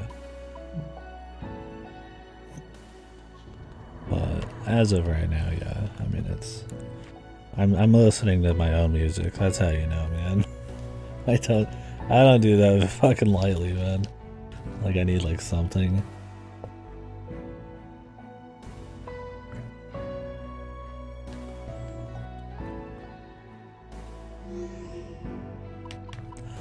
We'll see.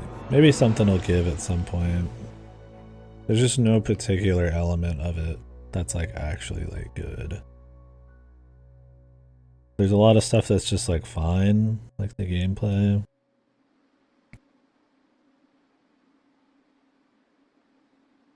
There's just nothing carrying it, man.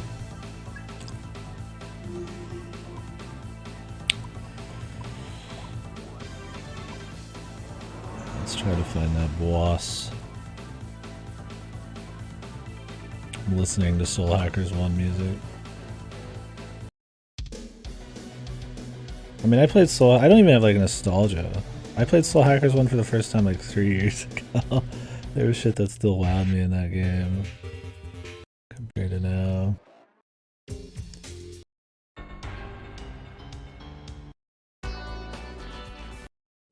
I just kind of tried, dude. Sometimes that's all you need, man.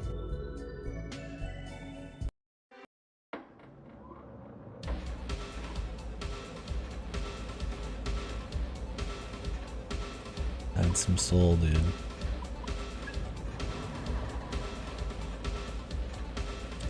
I don't want to be a broken record. Problem is there's not like anything that's really changing in the minute to minute, so it's always going to be me saying the same shit, or maybe feeling more confident about it, or kind of really getting to the meat of the matter, but it's still like going to be me saying the same shit the whole time. 20 hours. I was thinking like maybe I should just stop doing some of the side content just to blast through it quicker, but like I find when I start skipping a bunch of stuff, I find myself even less invested, right?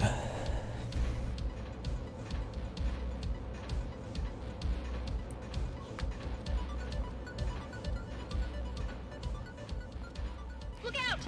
I don't know where this McCoy is, dude. Not that I need to do like everything in a game to feel invested, but like when I'm just like rushing to the end, it's like I care even less.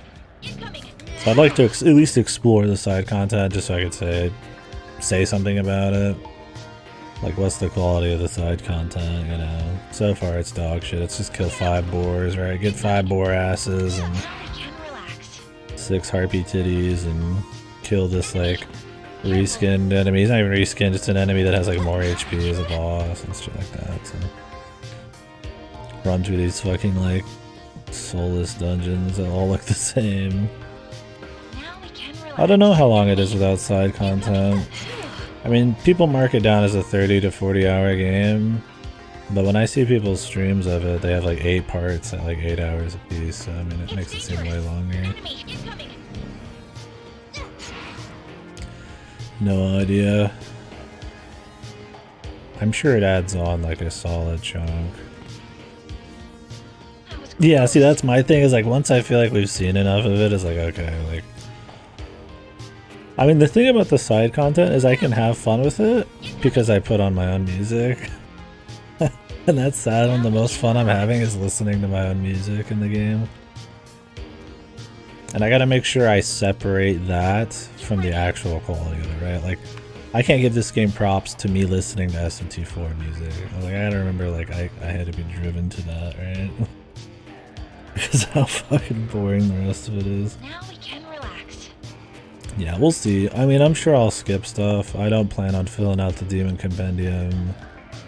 I'm fine doing side stuff if it's stuff I can pick up on the way, which has been mostly the case. These side dungeons give you like kind of big passives and like minor bits of story for the side characters, so it's like I feel like I don't really want to like skip them too much, but we'll see.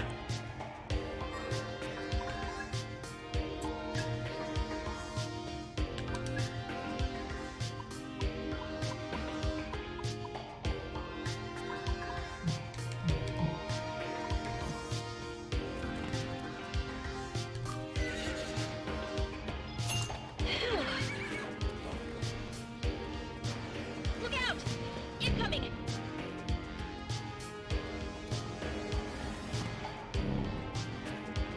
Xenoblade Chronicles was the side content game. I put in like 180 hours on that. But I'd say a good 30-40 of that was me just sitting around doing shit off stream, because I did play most of it off stream, which was interesting. It was fun. I wouldn't want to do that very often, but it was a good way to mix it up. Yeah. I just don't know how you can make a cube world in this day and age and think like it's just fine. There's so many fucking cube worlds, man. Like, you can make it work. Like, I guess Final Fantasy 13 too has like an interesting like rectangle cube thing going on, but it makes it cool from like music and all this other shit.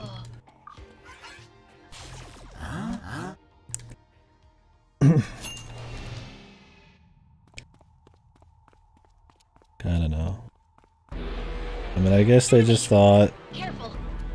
Well, they don't even change the colors between the dungeons, man. Like, you're supposed to be going into different people's minds every time.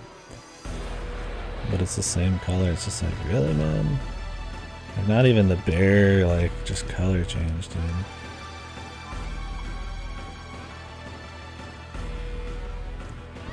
I mean, I get it to a certain extent, right? Like, you need something just, you know, budget, it's easy to throw together, it's abstract.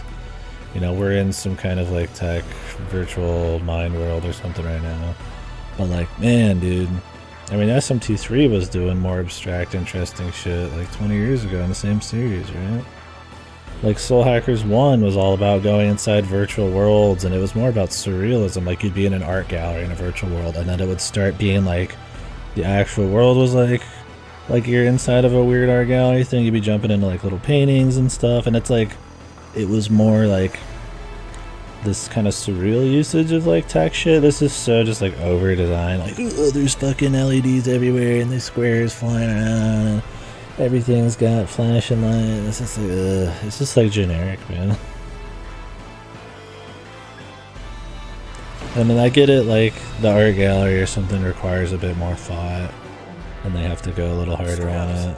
Be on your I guard. know we can win this. I'm fine with one cube world, but if all the side dungeons are cube worlds and then the main dungeons are just like mechanicless, is mechanicless a word? Here goes. Mechanicless bullshit. It's like just like Won't let okay. because they're adjacent to each other, man. You just it makes them each seem How's this worse. gonna go? I hope this works. Like dog shit side stuff is more acceptable when you at least have something good to go back to, but when the fucking main shit's not much better, it's like, well, fuck. That makes the side shit sting even harder. We can't afford. Yeah. yeah, that's the thing is it's full price game. Here man. goes. I just went in with a bias. I went in very skeptical because I'm a fan of the original, and I want to make sure I tailor my, you know, I want to make sure I control that, right? You're just on the brink. And I've been pretty hard on the game. But if I'm gonna be hard on the game, I want to actually have like a Out of my way. well thought out, legitimate reason to be hard on it, not just because it's not Soul Hackers. I'd like to think that I do so far, but see. That's why I kind of keep mentioning, well, you know, we'll see. Right? We'll see how it ends up being. Maybe it'll change, right? It's just like once you get like 10-20 hours into a game, you're like, the writing's on the wall to a certain extent. What do you think? Like if this is the showing they have for the first 10-20 hours, you know, I can't lose here. Not done yet. You saved me. We're all right. Not that one, Ringo. No way to tell. It's probably fine.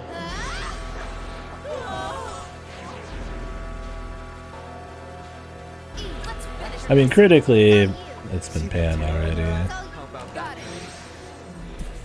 I feel like I'm in some minority. If even the fucking critics gave this shit middling reviews, those guys, you really gotta fucking, you know,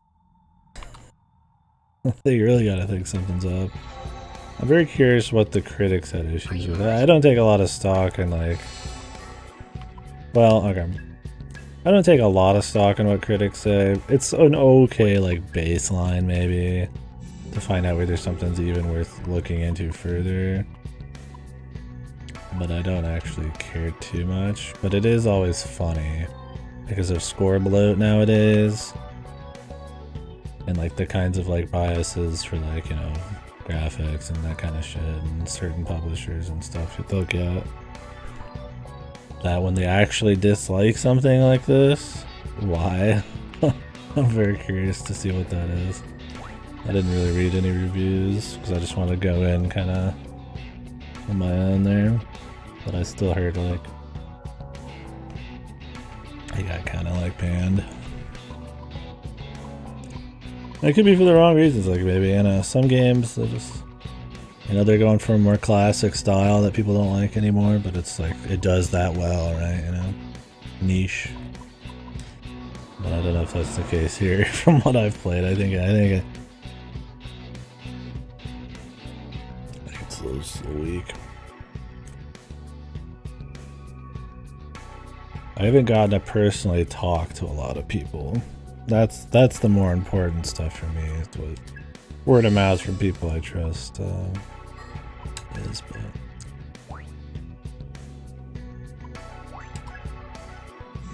I don't know where I'm going with all that.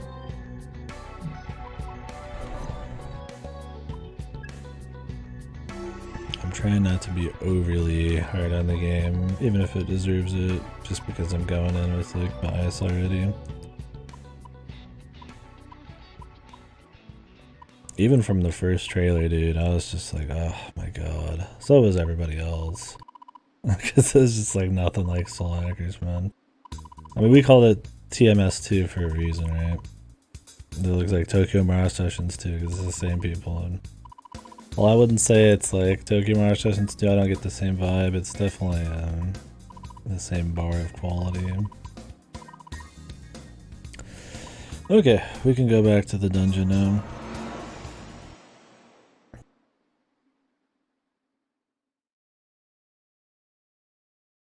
Anyways, we'll see.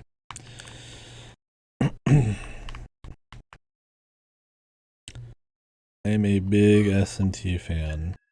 Like I said, there's only one SMT game I've even, like one or two that I've even kind of like been on. One of those was Jack Bros, which I still respect because it's a fucking Virtual Boy game, right? And that's not a bad concept for a Virtual Boy game. And then the other was Tokyo Mirage Sessions too. The bowler hack guy. He has spiky teeth. He has shark teeth, man. What do you think about that? You can't really see it right now. I'm up. With pleasure. There you go. My time. I'll play it safe. Do you like that?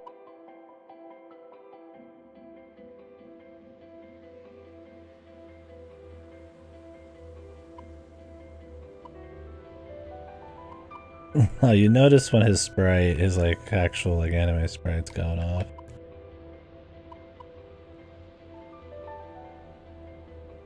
Just the bowler hat, dude. It's a noticeable thing. Let's keep focused and win this.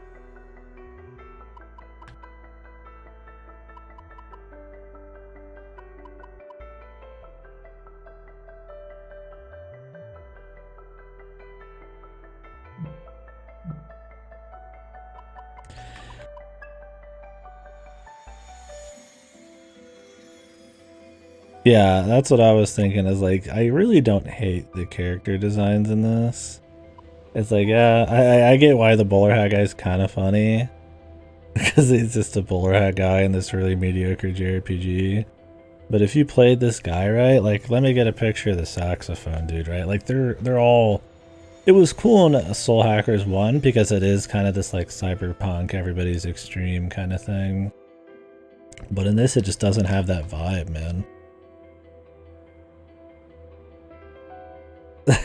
Yeah, maybe you just have an issue with bowler hats. His scarf is what gets me, dude. His scarf looks like it's a fucking like raccoon tail or some shit. Like a few of them put together. Like, she's kind of generic, but maybe a bit over design. He's just kind of like a boring shovel-faced dude. Ringo's like, the jacket's a bit much, but I mean, for this game's aesthetic, it's spot on because everything's kind of a bit much. I don't really hate the character designs overall. But I mean, I had a lot more fun with Soul Hackers 1. And yeah, I guess he would fit the most. TMNT? Is it the fucking, the size or whatever she's got?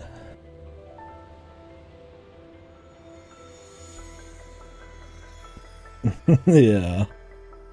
What was the name of that guy in Soul Hackers 1? I'll just look up the saxophone guy.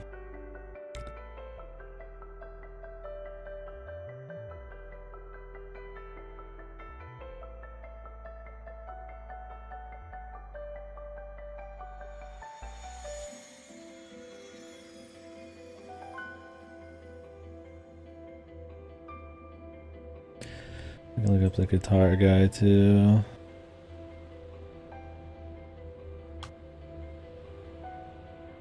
Like, here's some examples of like some of them. The thing is, like, the characters in Soul Hackers 1, like, the world is like really high tech, but it's not like overly crazy colorful high tech. It's like a bit like subdued, I'd almost say, compared to this. So the characters stand out a lot more and it makes them more interesting, right? Like the color palette, there's way less going on, except in like the VR world and shit. And there's one guy, right?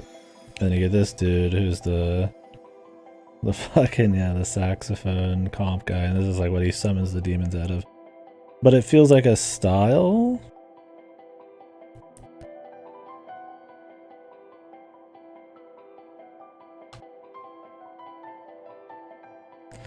This is 90% now, it's gone to shit. Yeah, I mean, well, it's not like I don't care what it's labeled. The idea is that the characters stood out as more stylish because the world wasn't as overkill, right? Like it was cyberpunk and it was cool and shit, but that's why the characters were cooler. Or this guy doesn't stand out at all, man, for his little Tommy gun comp. Because everything's so overboard, he just blends in.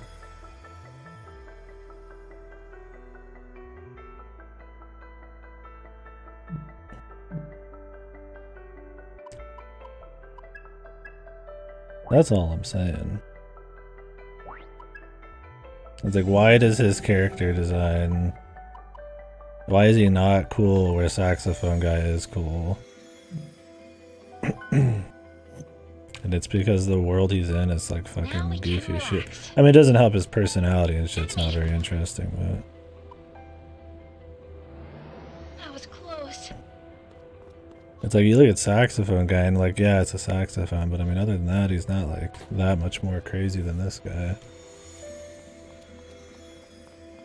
Just that, like, everything else around him's fucking whack back, man. His clothes don't glow, yeah.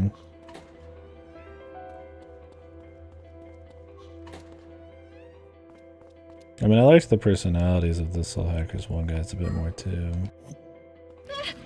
Even if they didn't have much screen time or anything, or if they're just like a random dude that's there to die.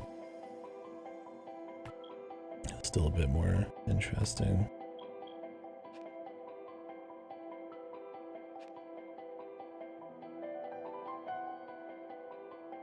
Where am I? I need to be in upper area 1. Oh, I see. And yeah. Definitely just more 97 cyberpunk. Anime cyberpunk.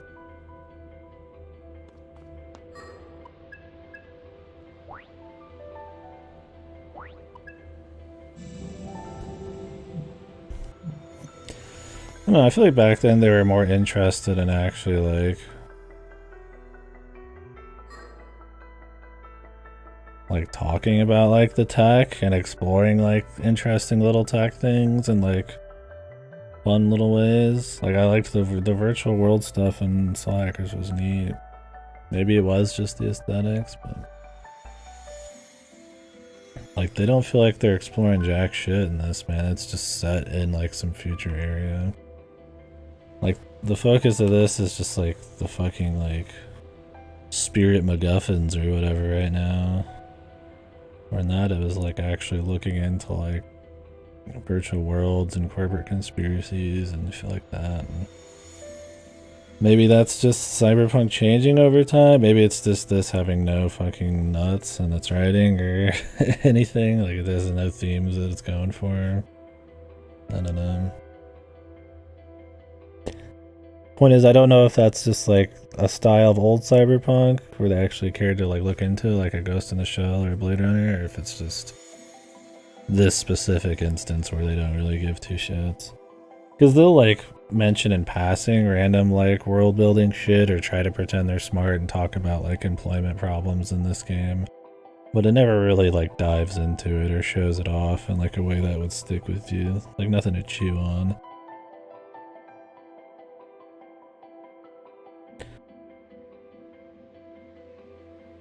Yeah, I mean, I suppose so. But I mean, what stopped anybody from telling like similar stories or exploring similar themes with their own aesthetics and execution? This isn't going for anything. It's purely just trying to get by on like really overdone aesthetic. And I don't know if that's, like I said, just something that's just how it is nowadays with cyberpunk, or if... I mean, I feel like the new Blade Runner still explored some of that a bit. I mean, I guess that's a bit more action-y and... It's more, I mean, I don't know. That wasn't just action-y. There was a lot there you could kind of infer and dig into because of the world design and shit. I think cyberpunk now is just used too much for its aesthetic. Or maybe back then it was a mix of aesthetics and... Or maybe it's just because, you know, there was just more... I mean... works back then than with Cyberpunk than now. I don't know. Like maybe I could just pull like more quality stuff just because there was more. There's probably still just as many generic like Cyberpunk things back then, but there's nothing for mid-tier designers. Current proprietaries flex forward. I blame the writer. Yeah, I would say that too. No matter what the trends with Cyberpunk is nowadays, I think in this instance, yeah, I'd blame it more on the writing than like some kind of trend thing. I mean, yeah, it's trendy to make like super high-tech bullshit, but I don't think just because people like the aesthetic that you can really forgive them for not even attempting to do anything cool with like the writing. Like it's cool not just because of its aesthetic, it's cool because of like what it means for like society and all that. And I mean, at least Soul Hackers 1 tried to kind of like dig into all that kind of stuff. A little bit, right? I mean, it's not like some Ghost in the Shell thing, but...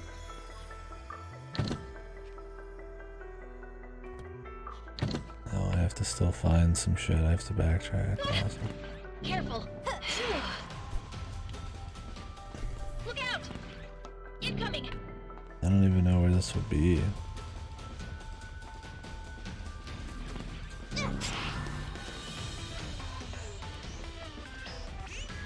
That was close. I don't know what I'm getting at. Careful. Careful.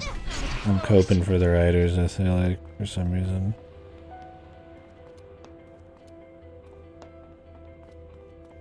Yeah, I feel like it's more the writer. Now we can relax. We know what they've written. Look out! That was close. Yeah. I mean, a side effect of having so many Cyberpunk stories that do so many of the same thing is maybe that some people just don't care to attempt it. So maybe they just go for the aesthetics and just focus on a more like cliche story they think they can pull off. Maybe they don't have anything to say or any cool like vision for like a world with like a bunch of demons and all this other shit intersecting. But it's like fuck, man. I would still prefer something that covers similar territory. That at least try to have some kind of passion behind it or some kind of theme than just like, hey, we just are in a over-designed cyberpunk world. Incoming. You're already done? Yeah, you're probably right about that.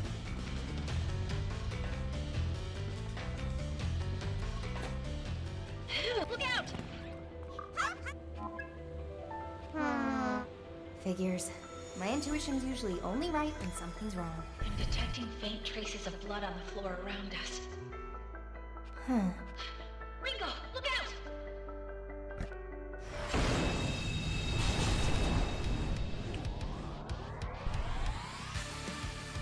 It's likely the man with the key was attacked by these demons, Ringo. Right. Guess this is...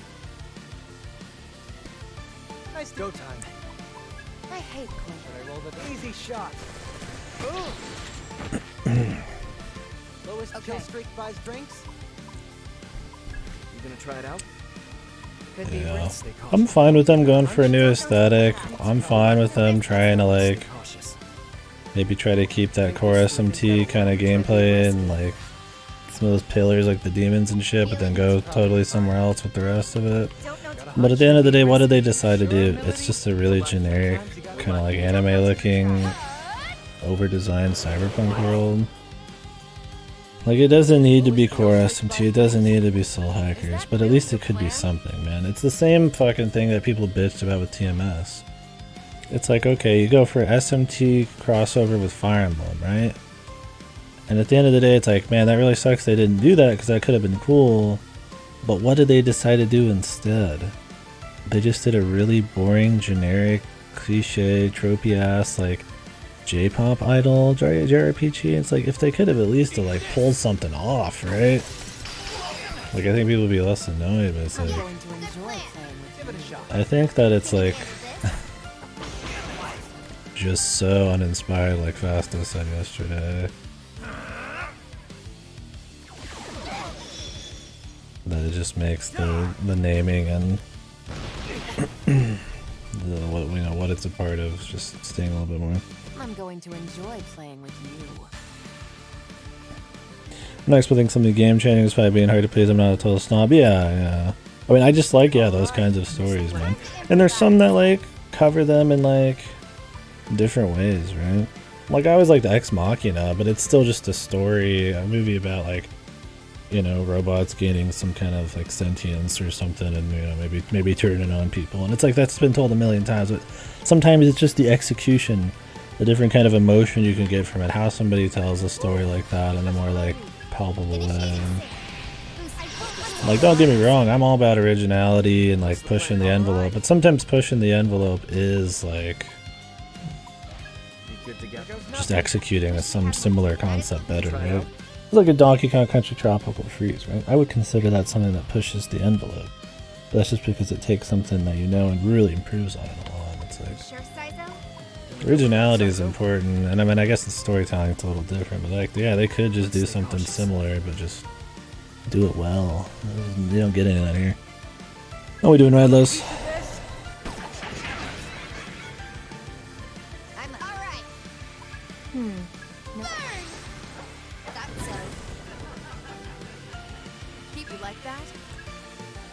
It's like I said earlier, I just take anything, man, you know, just any semblance of, like, just give me one or two things in this that it just does well, right? It's just like, at best, most of it's just really middling, man.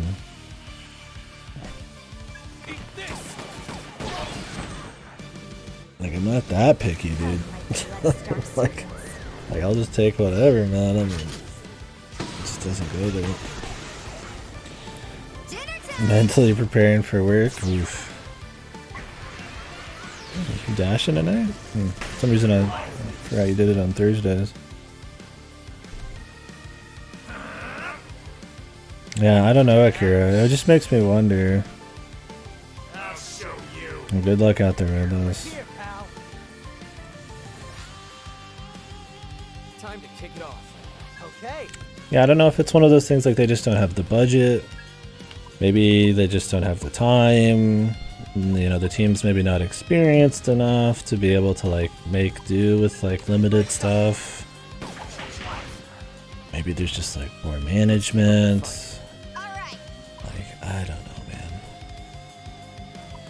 You know what to do. Got it. The thing is, like, there's just some things in this I feel like that are just bad from the go. Like, you just have to not understand it all, right? Like, I'm going to enjoy. I mean, I imagine it is one of those things when you're making one of these, like, maybe you don't see the forest from the trees.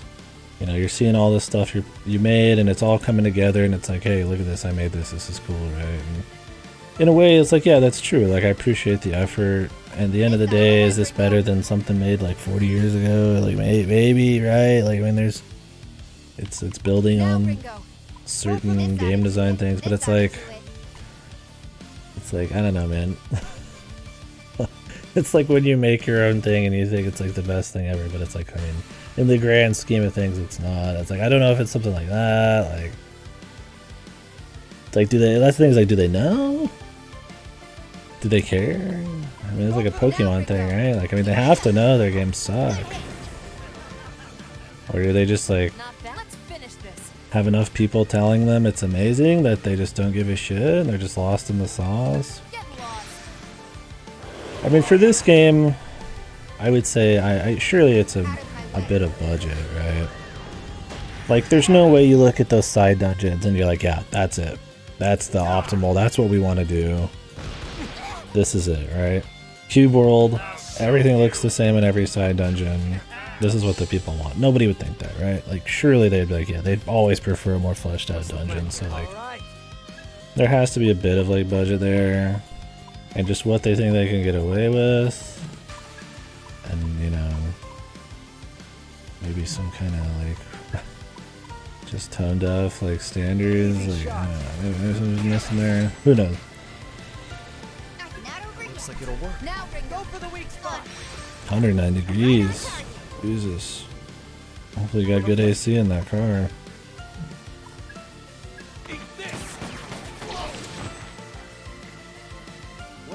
I mean, I don't know, man. Trying to figure out why like a game dev would make a bad game. I mean that's an age old question. Why does X person not realize the thing they made is like kind of fucked? He does, dude. I don't know what all this team worked on other than Tokyo Mirage Sessions, but it's a similar level of quality. So like it might just be like that's just what they can pull off. But then again, I mean you see devs that like make total dog shit and boring bullshit then come out with something really good. I mean in a way you could, I mean we just played Plague Tale, and while I thought that was kind of mediocre compared to their other games, which were all Disney movie tie-ins, it's a massive improvement, right? So it's like, even if you go off of their past success, it doesn't mean that like the future ones are always going to be like that.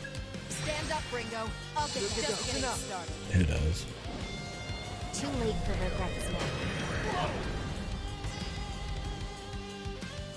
now. Some devs though. 343.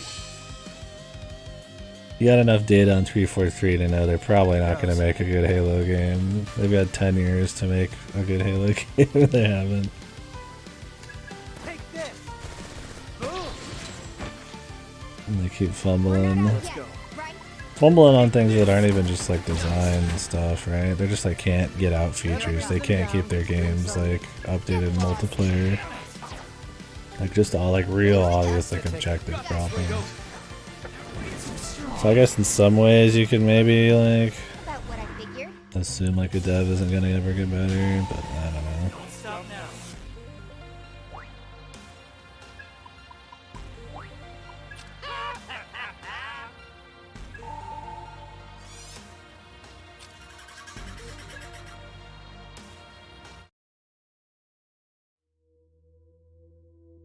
Yeah, it'd be very interesting to sit in on some of the choices, right? They're like, okay, the first 2 hours of the game is going to be them just doing exposition in like a room or two. With like a couple steps in a dungeon you take in between. You know, is that like, were they like, yep, that sounds awesome? Or maybe they just didn't, maybe it's one of the things that they just don't think about, right?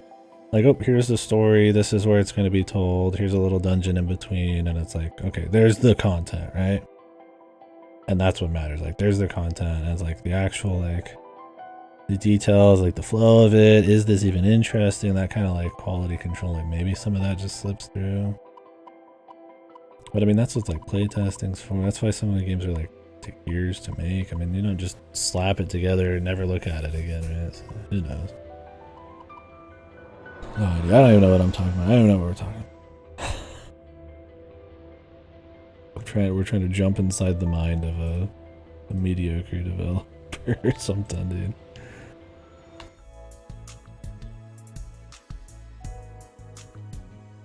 And I do say mediocre. I don't think this game's like bad so far. It's just painfully mediocre, which I usually hate more than just a bad game. At least you get some kind of interesting something with a bad game, man. Like something that just plays it completely safe, completely dull, boring. It's like it's just it's a void.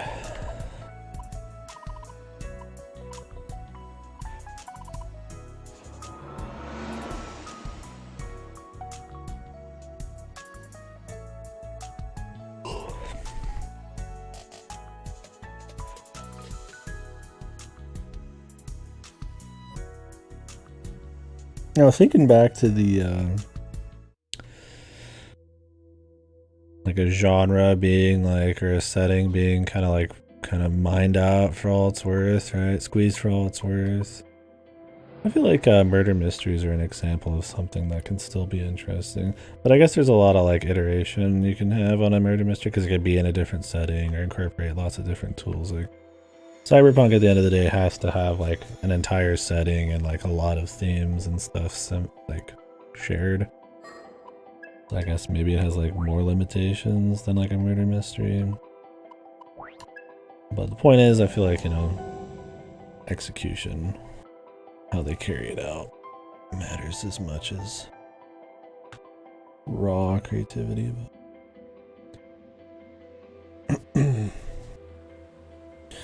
It's an interesting thought. What are some genres or like settings or something that are completely just squeezed for all they're worth, and there's just barely anything like barely any uncharted territory or anything interesting left in them, regardless of execution? Anything you guys can think of that would be like that? I mean, what, like high school slice life anime? Is that like a would that be a thing? I mean, there's a lot of room there to like still, in a way, I guess, execute, because it is more about character work. But in a way, it's like, I mean, that's where tropes and cliches like start existing, right? You take something that's like, you just do it so many times that like there's nothing left that's interesting. It starts turning into a negative, right? So it's like at some point, you do squeeze some of these for all they're worth. And that's why you see resurgences of some of these, because they like take a break and then people, it's not in like the zeitgeist or anything anymore, or whatever you want to call it. And then people try it again. The average Tolkien copy-paste fantasy? Yeah, probably. That's probably a good one. I think that's definitely a genre where, like at this point, the only way you're gonna like get in on a genre like that and have like any kind of success is like through just sheer quality, right? Just through like literary kind of like quality, just like pace and characters and stuff. I don't know if there's any novelty or anything you can really squeeze out of that. And at that point, if you've got that kind of skill, it's like, yeah, you could probably just take it to something else. The Tolkien clone has never quite reached the Tolkien levels, which I guess I used to beat its predecessors over and over. Yeah, I mean, I guess I could see that. I guess some people consider, I mean, when we say Tolkien, do we just mean like just general high fantasy? I mean, I always call high fantasy. But some people, I think, consider Tolkien like a little different than just like generic high fantasy. I don't know. I would imagine that, like, I call it high fantasy.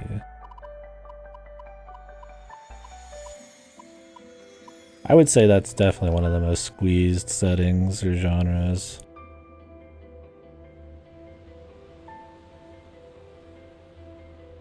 I think there's less for that to, there's like Rebirth of Man type fantasy, yeah.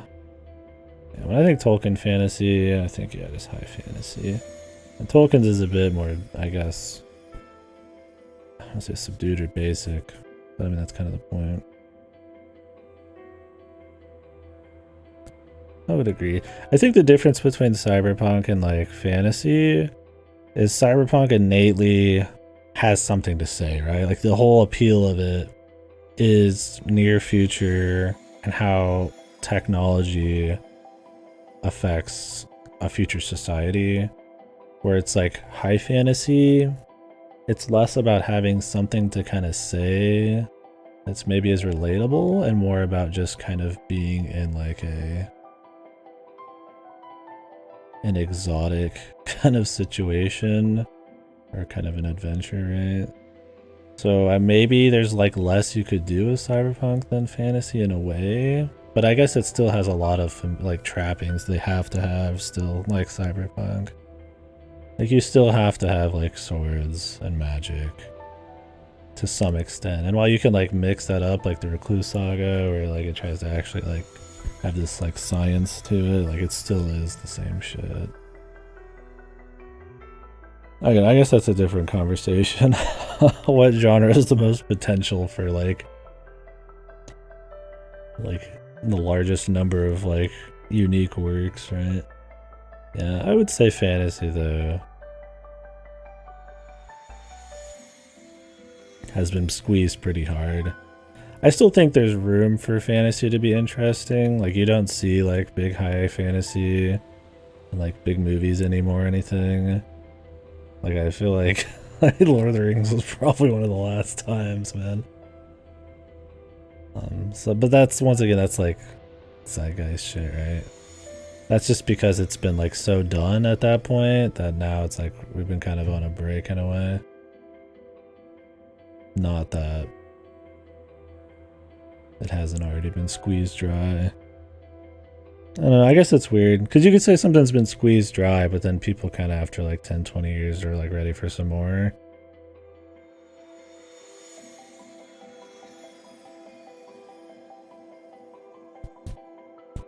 What about like mech? You think the mecha like genre, like big robots, is squeezed dry pretty much? I feel like it has, although maybe I haven't seen enough of it. At this point, mechs are just kind of thrown into shit for fun. It's more of like a... I guess, is there even really like... I feel like the mecha genre is not really like as robust of a thing as like a cyberpunk, right? There's a lot more going on in cyberpunk than like mechs. Because then now it's like, you can have like a KDkill that just has mechs. And then there's like something like Mobile Suit that it's like the mechs and it's about more about war and like all that kind of shit. And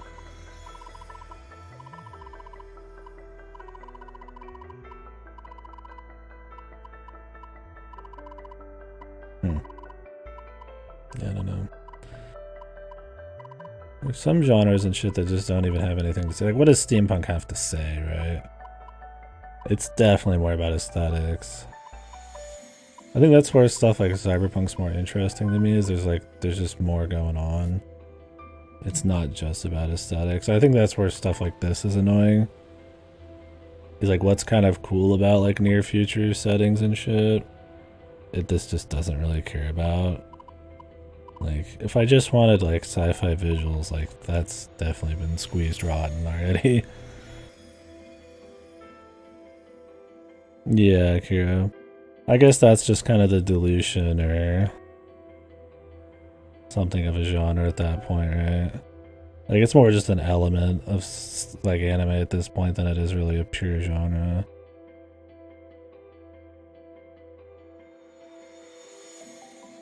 I'm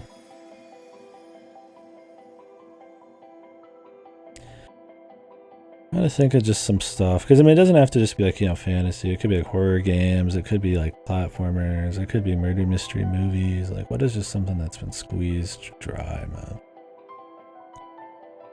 Cape shit, dude. I think that's just more of my cynicism talking there. I mean, I do think cape shit's had its time. I think that's I think that's been squeezed rotten. But that's a little different. From back, you have to go back 20 years, almost 30 years at least. Yeah. Oh yeah, there's so much crazy shit because you get like Evangelion, and that's not. I mean, it's about mechs, but it's not like revolving around mechs. It's like what you pull away from that is a lot different, right?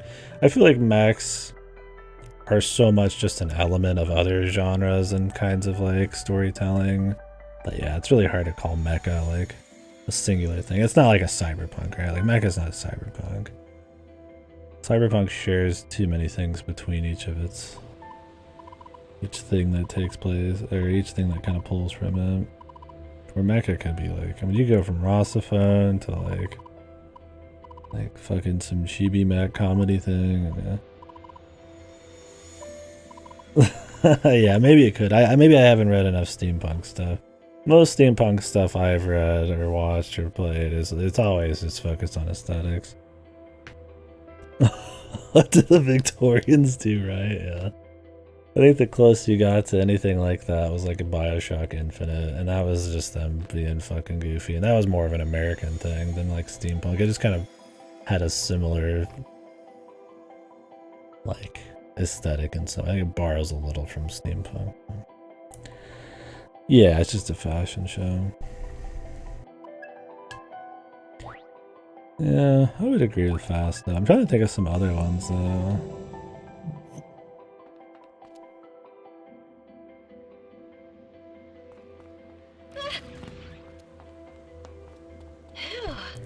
I think the thing with cyberpunk and like near future stuff is that can always have more interesting things to be said, because as our technology gets better, you can incorporate that and try to like You know, like, oh, now we got smartphones. What would a smartphone be like in 30, 40 years, and how would that work in a cyberpunk world? And there's all these like little things that as our tech changes, you can kind of change how like a cyberpunk story could be told. So I guess it's one of those things that could technically evolve over time. Where, like, steampunk is always what it is because it's always just focused on a very unique past, like, aesthetic. I mean, you could say that like how we think nowadays would change how stories are, but that's a little different.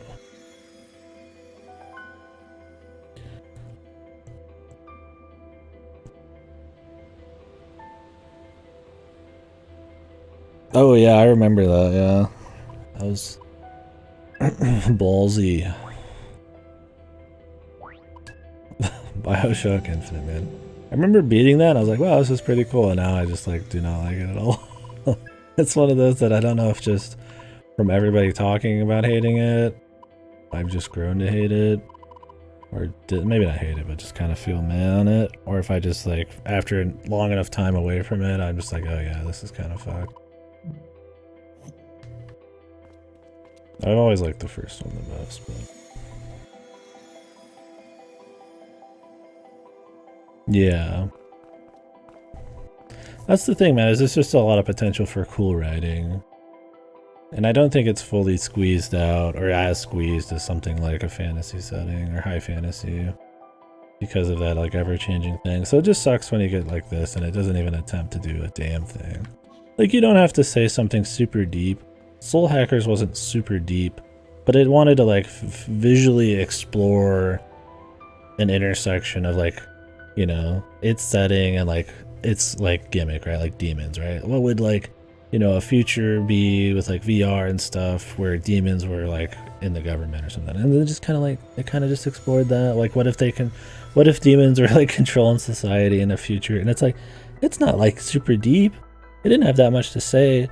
But how it executed it visually, you know, and the kind of tone it had, it was just kind of neat, right? It's like, this doesn't need to be deep and thought-provoking. It doesn't need to be like, oh wow, society.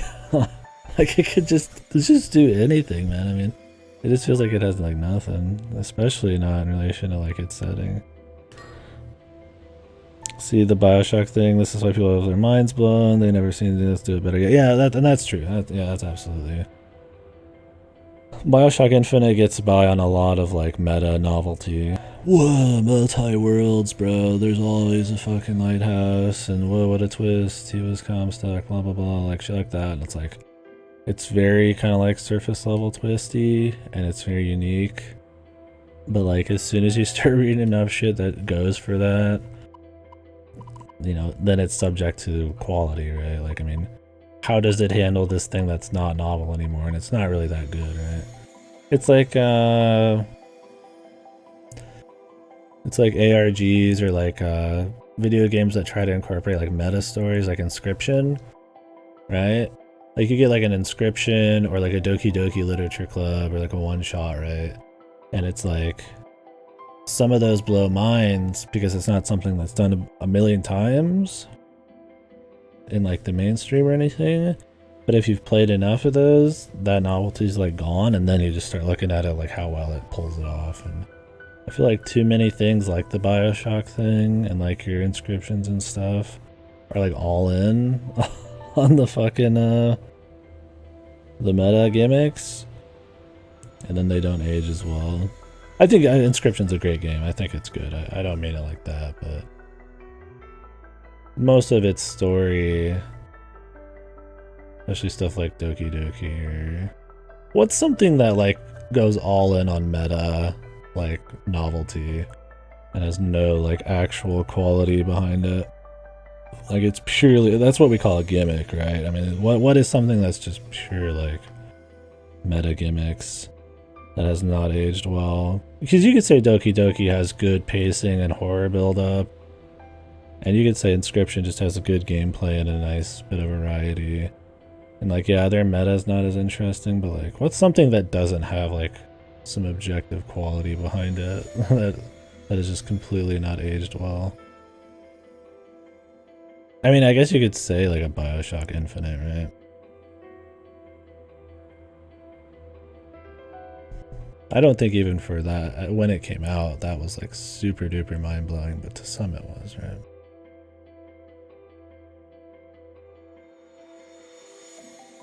Trying to think of something.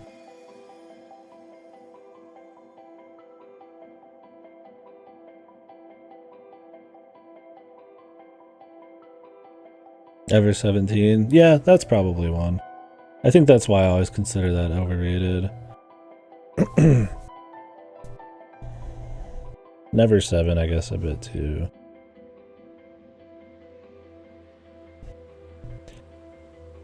But yeah, Ever 17, it's like, it's so like, yeah, so cool and crazy, and you know, for its time, it's really impressive, and there's like a lot of cool meta shit, but then it's like, as it's like everything else has done it now, you look back at Ever 17 as like a full work, and like 80% of it's just boring nothing. And then the meta shit doesn't have like, well, it's like executed well enough, like sadly that's kind of like the big takeaway.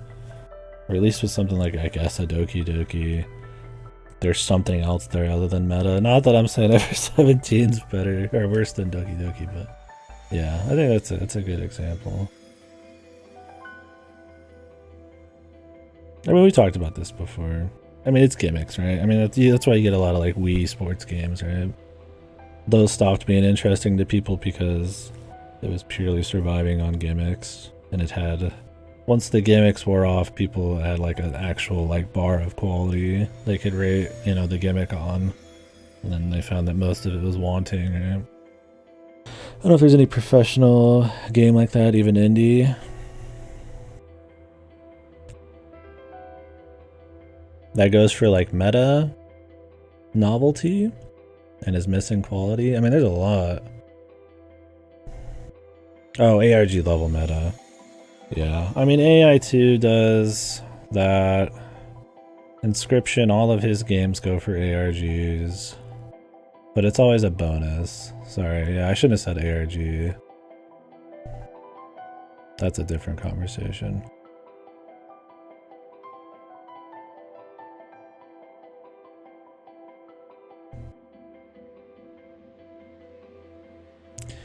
I guess the question is pretty much what is like, what was something extremely impressive because of a gimmick or novelty that's aged really poorly because like it's not actually that good. And I was just kind of fine tuning it to meta, like narratives and shit like that instead. Yeah, I'm thinking more like kind of wow, gimmicky kind of meta narratives, right? Like multi-timelines, or, you know, talking to the player, or, you know, the player's in the game kind of thing. Like, you know, kind of more outside the box. I guess that's a little vague, but yeah. It's just interesting, right? Because I'm all about creativity. I want ambition. I want things to like push the edges. I always say that over and over and over, like every day. And like, so you could say in some ways gimmicks and novelty are something I'd want then. But like that would be like, you know, ignoring that I also would want actual quality behind it, right? Like you'd want to do it well. You'd want to have fun. You'd want to enjoy the writing that came before that. It's like, I don't think you'd want everything to hinge on the gimmick. But sadly, stuff like Bioshock Infinite kind of does, right? Like, it's all, like, too much of what people take away from that is, like, the meta shit. It's easy to forget about the rest of it. And then, so it hasn't aged well. It's like Ever 17. I don't know. Ooh, we're getting a totally different conversation here. This game's really good for, like, talking about anything that isn't related to Soul Hackers 2. I'm always looking to talk about anything other than this game. Like yesterday we did like 2 hours of gameplay, and I think we talked for like 10. Listening to music and clown, we were discussing clown music. and fucking VNs and shit. Incoming. Close. Yeah. I don't know. It's just something I thought about when I was playing Inscription, on how that meta stuff I would see in a lot of reviews, people being like, whoa, this is crazy. But to me, it's like, now that I've played enough stuff that's done that, I thought a lot of Inscription's meta stuff to be kind of middling. I was like, this is kind of whatever, man. And I think a lot of that was because, you know, that it hinges a lot on a gimmick. I still think, like I said, Inscription is a good game, and I think there's good things there. But it's banking a lot on a gimmick, on a novelty, that I feel like it's gotten more... Got it. We need more data. People have gotten more used to it. It's gonna make it not age as well. What's our opener? Great for listening to music guys in this game, great for talking about other games, or once we're just playing a different game entirely. Give me a few minutes and I will. Once Goto's awake, we're gonna start up Splatoon again. Yeah, good plan. Right there, Ringo. On it, Kaizo. He gifted me the expansion for Splatoon 2, so You don't have to tell me. Drinks. playing that when he's around.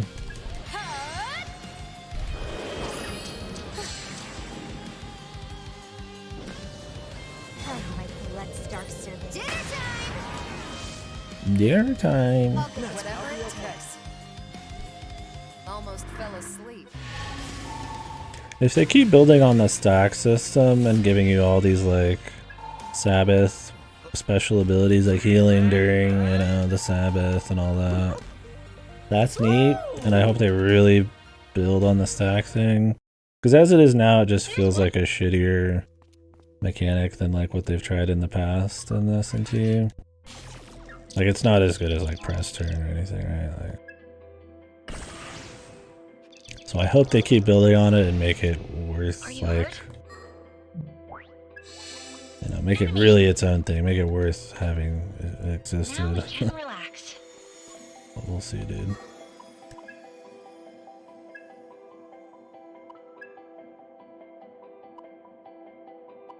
Jack Frost is maxed.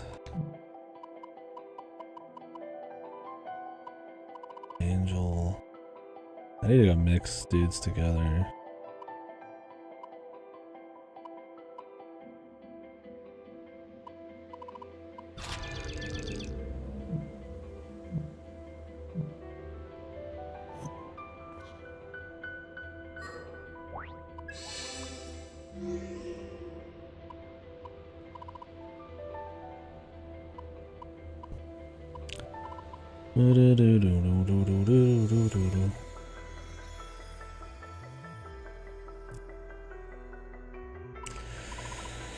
Yeah, AI is a good example too. AI doesn't have as many singular moments where everything hinges on meta, but it has a series of them where all of it's like big science fiction meta stuff kind of accumulates into some like wow shit, but like all of it's been done better by that author themselves. So that's just never gonna hit somebody who's even just read some of that guy's works, right? But to some people it's life-changing. Are you hacking, son? I am a little bit. Not for long. Splatoon soon. Probably. We've actually just been talking for the last hour or two about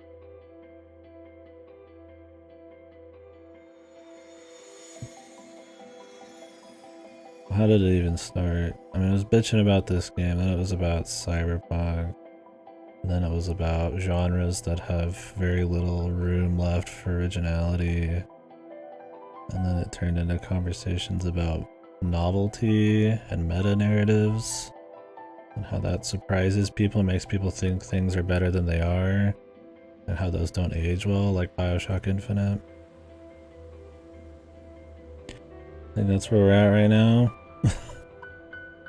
I'm just trying to think of examples of like games that get by on novelty that doesn't age well.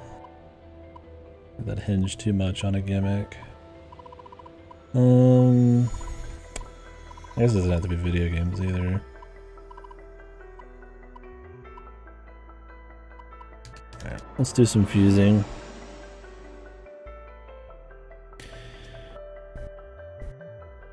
I get some more ice.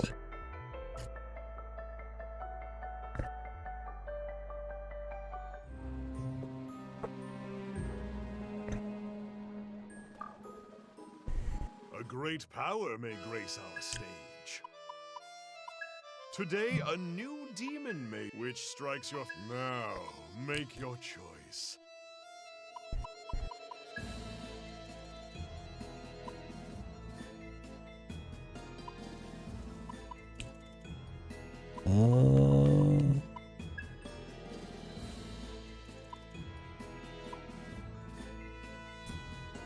Could make Fortuna. Magnificent.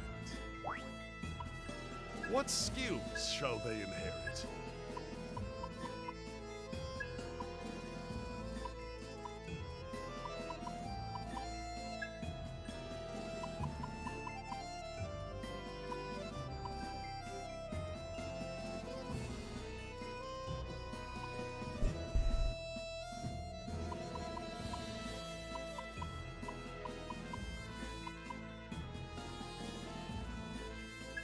Are you prepared for this? Let's do this. Groovy. Now, make your choice. I can What make use this could dude. this demon Let's see what else we got first. Sandman.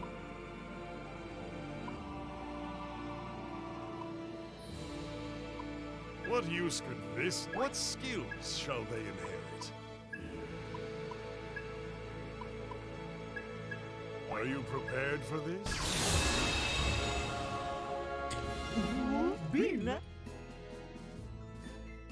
Now, make your choice. B Hawaii What use Frost. could this demon What in the Jesus? Are the new Jack Frost the best example of how just like soulless the game is? Jack Frost has been a staple of like SMT since its inception and has had some of the more creative iterations of himself through like every game, right? You're getting like Schoolboy Jack Frost, you're getting Angels, you're getting Kings, you're getting demonic ones, you're getting Summon Power Armor, you're getting superhero ones. Like you're getting all sorts of crazy Jack Frost. They always try to do something I feel like cool. It's never just like, you know, just a recolor. And then you get to Soul Hackers 2 like 30 years later, dude. And we're just fucking recoloring him slightly under the guise of calling it shaved ice. What skills shall they inherit? Like man, they even fuck up Jack Frost, dude. That's impressive. Are you prepared for this?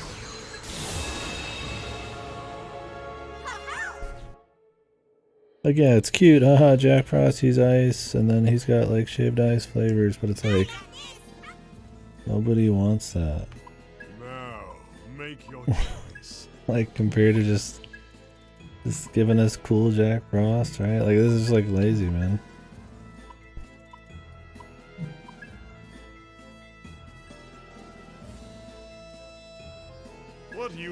What skills shall they inherit? Are you prepared for this?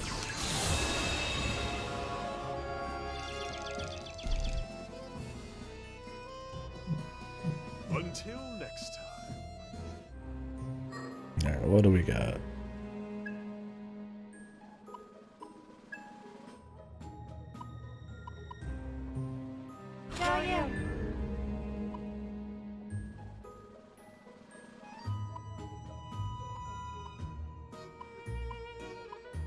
What is she using right now?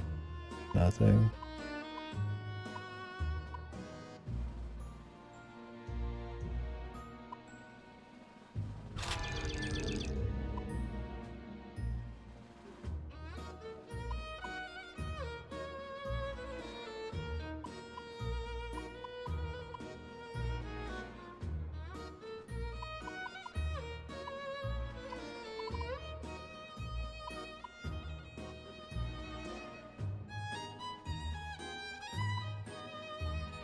How much more does this guy need to level up? This guy is biased. Look, man. It's too good not to type. We've talked at length, backing up my opinions. Yeah, we'll start up Octo here in a minute. I decided I don't want to leave this dude on. I don't care for most of these skills here, but I'd like to finish leveling that.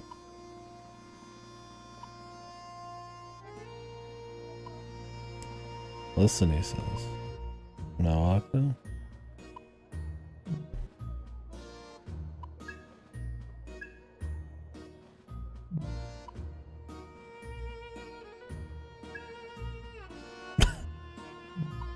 Based. Now, time for some punishment.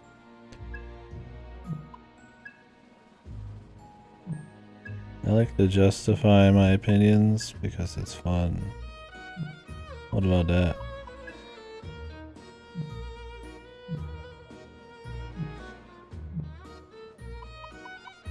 I don't like to come across as a fucking pretentious bastard. Doesn't know what he's talking about. How about that? The tax. It was, yeah.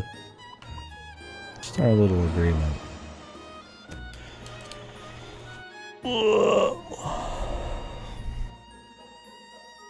Alright. I guess we'll swap over. We need to finish.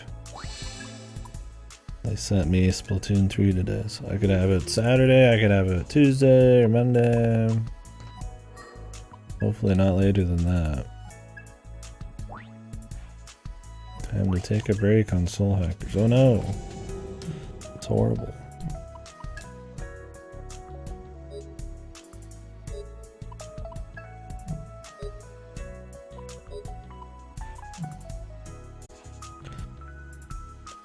Give me a minute.